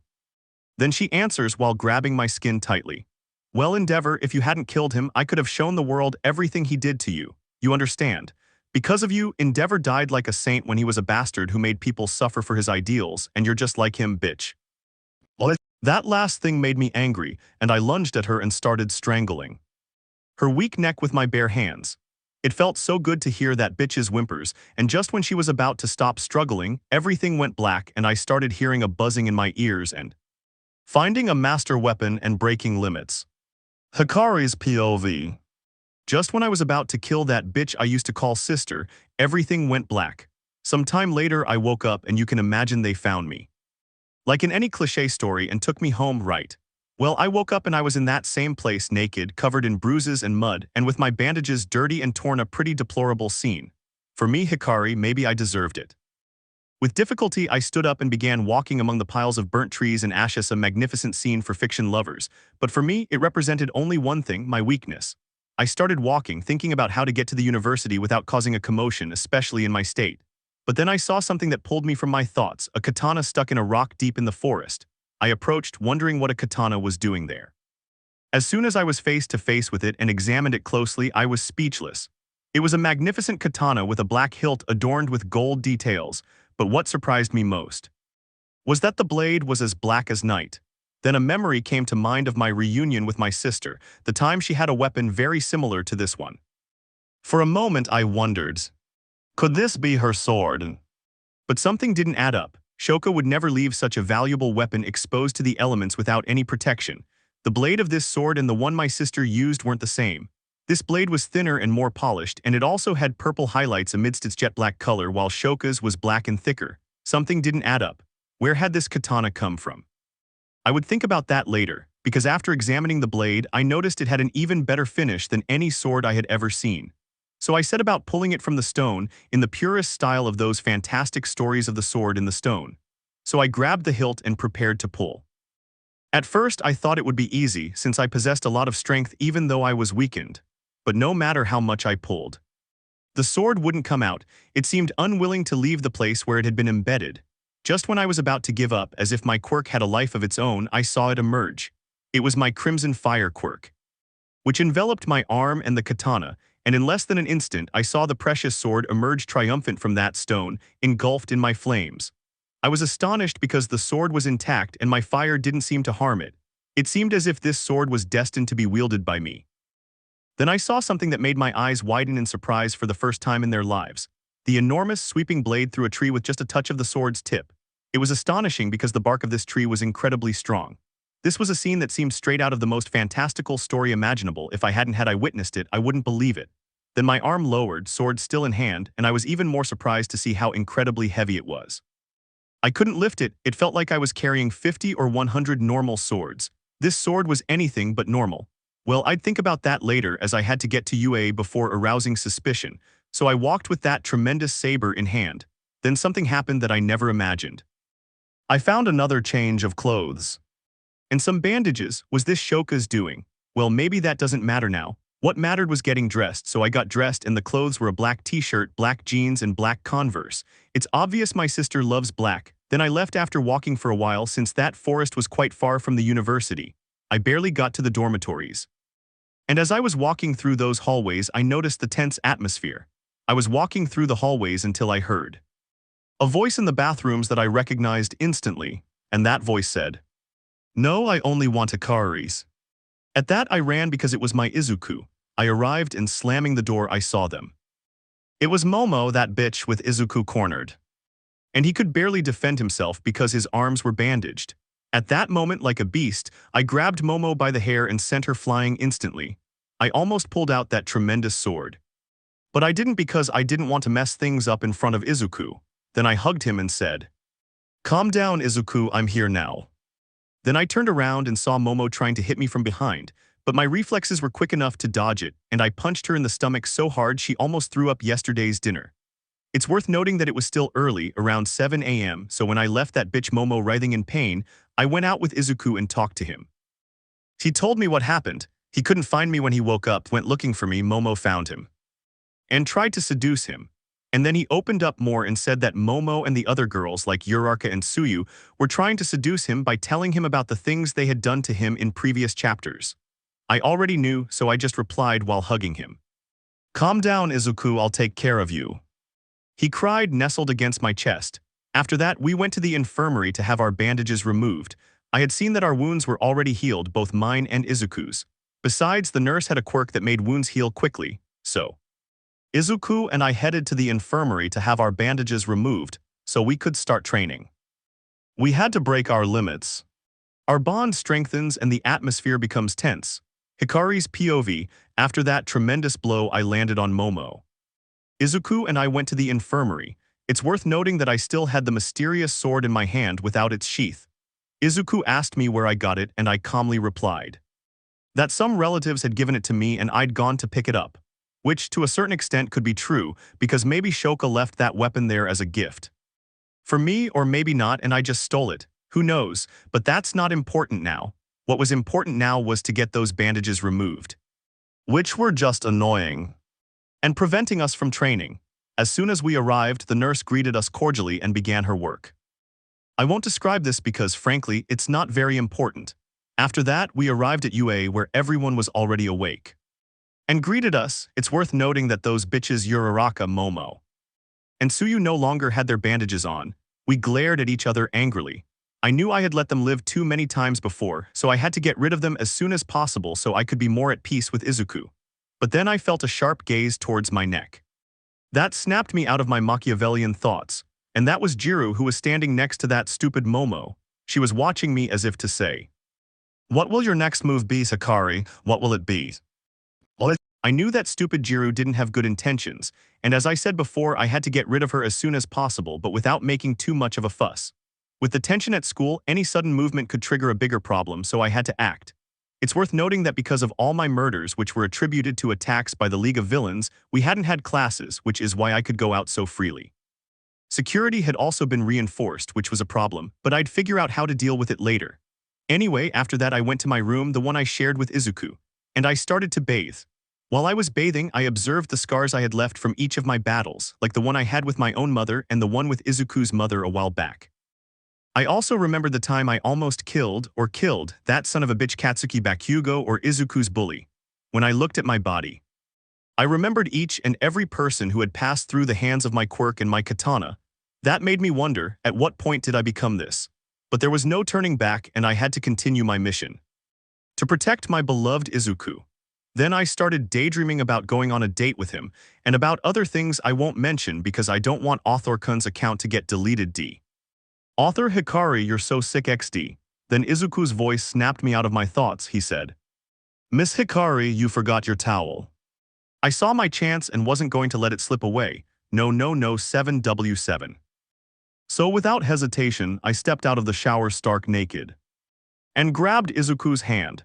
He just said, Miss Hika. He couldn't finish speaking because I silenced him with a seductive look and said, Don't say anything, just enjoy it. Author, things are heating up XD. In seconds I undressed him and said in a more maternal tone, Calm down, Izuku, I won't hurt you. He relaxed and hugged me. It's worth noting that I'm much taller than Izuku. As I mentioned before, I'm 180 meters tall and he's only 166 meters, so you can imagine how cute that looked. He was more or less between my chest. Then I hugged him and whispered playfully in his ear, Izuku, do you remember that time you and I almost? He turned bright red and tried to leave, but I stopped him and said, Izuku, why don't we finish what we started that time? Then Izuku did something I didn't expect. He kissed me on the mouth. I was surprised but also happy because Izuku had finally shown me his love. Then I started to tame him with my body until we were in that position, you know what position, him and me. We looked at each other with faces that showed how much we both wanted to unite in an eternal bond. Then I heard, "I love you, Hikaris." I couldn't hold back anymore and kissed him. While I said to Izuku, "I will be yours and only yours, my love, come on, make me yours." Author, oops, this got really cheesy XD. Well, let Hikari continue narrating. Well, then what had to happen happened exactly. Author, Izuku and I started reading the Bible, being very holy XD. Just kidding, we almost broke the shower. Author, finally more than 50 chapters later, but finally Hikari achieved her goal. After that spiral of passion, we looked at each other and left holding hands. We held hands, both blushing from what we had just done, but both knowing that we were closer than ever and that we weren't going to separate. Then I heard Izuku say something that made my heart race and made me blush so much that my scar looked pale, as I said at the beginning of this story. "Miss Hikari, you and I did it right. And well, this almost makes us a couple, so I wanted to ask you, would you like to go on a date with me?" At that moment, I froze with emotion and almost activated my happiness quirk. Then my brain glitched and all that came out was, "Yes, yes, yes, yes, yes, yes." Then I hugged him. And he hugged me back and we shared our second kiss as a couple. Those moments were the happiest of my life, even though my serious face didn't show it. I was dying of happiness. Finally, Izuku was mine. Finally, he was mine. Afterwards, we got dressed and arrived at class. Hand in hand. It should be noted that we arrived a little late, obvious reasons that I won't explain because, as I said before, I don't want Author-kun Wattpad to ban his account, but you know what I mean, don't play innocent. As soon as we entered, I felt those bitches staring at me as if they knew what had happened. Then we sat down at our desks, and the professor said something that made the already murky waters of the atmosphere even more tense, and what he said was, "A new story about starting to train, planning, and a big accident." Hikari's POV, after that tremendous spiral of passion where we almost broke the shower. Well, that doesn't matter now. Now, what's important is what happened in the classroom when Izuku and I entered in the previous chapter. Well, what happened was that the teacher who was replacing Professor Aizawa, or however it's spelled XD, showed us some images of disasters that were attributed to the League of Villains. But they were actually mine. Seeing that made my blood run cold, because in those crime scenes, according to the professor, there were some coincidences. And those were large charred areas. And remnants of ice and water from the melting ice. I felt really stressed because I knew that now any careless movement would mean my downfall, especially now that I knew Jiru had her eye on me. I had realized that I was currently in a situation where it wasn't favorable to make careless movements since they were investigating. But then some words pulled me from my thoughts, and that they organized a tournament between the two classes, Class A and Class B, to see how our skills were in case of an attack by the League of Villains. At that moment, my eyes lit up because I knew this was a great opportunity to get rid of this thorn in my side once and for all. Momo and company, and also Jiru, who was the one who scared me the most. While I was thinking about that, I heard something that would be very helpful. We would be given 2 months to prepare for the tournament. That made me happy because I could sneak off to where those bitches trained and take care of them one by one without raising suspicion. They told us that for the tournament we would train for 2 months with professional hero agencies, which are companies that train heroes to fight crime and stuff. Honestly, I wouldn't train with any agency, since I had a specific type of training in mind that no agency could provide. Author, I don't even want to imagine what that crazy Hikari has in mind XD. Then they told us that to get noticed by agencies, we would have exhibition battles, but not between ourselves, but against those robots we fought against in the UA entrance exam, so it would be easy after receiving that news. I went to train with Izuku and explained to him what those robots we would fight against were like, since as he had been, so to speak, on a scholarship, he hadn't taken the entrance exam. I explained to him that they were machines with great power and that we had to destroy them with our quirks. I also explained that they weren't really strong, and that with the strength and control he now had over his quirk, it would be a simple game for him. We arrived at our room and put on our UA physical education uniforms and went out to train. When we left, Izuku did something very sweet. He took my hand and said, blushing, "Miss Hikari, since you and I are a couple, I thought we should hold hands. Do you mind?" I was so red that my scar looked pale. I instantly squeezed his hand and said words I never thought I'd say. "If we're a couple, I think we should do that." We both laughed and I took Izuku to a place that brought back many memories. It was a large, rocky, desert-like area where that old bastard, I mean my father, used to come to physically and psychologically torture me or train me, but anyway, traumas I'll tell you about later. Then we both got into fighting stances and charged at each other without our quirks active. It was just like when we first met. Our punches were so fast you couldn't even see them clearly. At that point we both separated, and I said to him as I rolled up my sleeves, "Izuku, get ready. I won't be merciful just because I'm your partner, so come and attack me without mercy. I want to see how strong you've become with your quirk." To which the blushing boy nodded. I watched as he concentrated, and I could see Izuku unleashing lightning while I could perceive a very faint sound like a turbocharger charging. I was truly surprised by Izuku's quirk. I had never seen one like it before. What snapped me out of my astonishment was a powerful blow to the stomach that sent me flying and drew a little blood. I have to admit that if I didn't have a trained and resilient body, I would have burst from the inside out, but it wasn't the time to think but to attack. So while flying, I launched a large ice projectile, which struck Izuku and sent him crashing into some rocks. The same thing happened to me when I landed. We both stood up and glared at each other. "You've improved, but I'm not going to lose." Then we both lunged at him. I used my ice quirk to create a barrier to stop him, but he broke through and tried to hit me. I instantly dodged and sent another blast of ice at him. If I hit him and sent him flying quite far away, I already considered myself the winner, but then I saw him get up and say to me, possessed by determination, "Come on, Hikari, use your fire quirk. Come on, use it, or are you scared? Come on." I refused and said quite seriously, "No, Izuku, it's not necessary." "Come on, it's your gift, don't you use it," Izuku shouts challengingly. I kept refusing because I didn't want to use my fire quirk. Let's just say I didn't want to use something that would remind me of that old man. I already had enough of this place. But then he shouted something he should never have said, and that was, "Come on, Hikari, I want to see how strong the Endeavor's heir's quirk is." Hearing that name brought me back. So many horrible moments and so many misfortunes in my life. I lost control and screamed full of anger. "Shut up, idiot, don't you dare mention that cursed name. I'll kill you." And I saw my flames erupt with such power, not my normal flames but my crimson flames, those damned flames of my quirk that when they appeared brought nothing good. And then I saw Izuku's terrified face. And I heard cries of pain, and when I came to, I saw what I had done, and that was Izuku lying on the floor with his right arm completely charred and large burns on his body and bleeding profusely. When I saw this, I was in shock. I had hurt with my own hands the one I loved most, the person I had sworn to protect. I immediately ran over and saw him completely burned on one side and bleeding profusely. I was crying silently. I was so shocked I couldn't react or say anything. Izuku weakly said, "Forgive me, I shouldn't have said that," and then he fainted. Desperate, I fashioned a makeshift bandage from my blouse and started slapping him to wake him up. I used my ice quirk to freeze his arm so it would cool down and he wouldn't lose blood. Then I put him on my back to take him to a hospital. I couldn't let my Izuku die. I would never forgive myself for that. Then I took off and arrived quickly thanks to my great physical condition.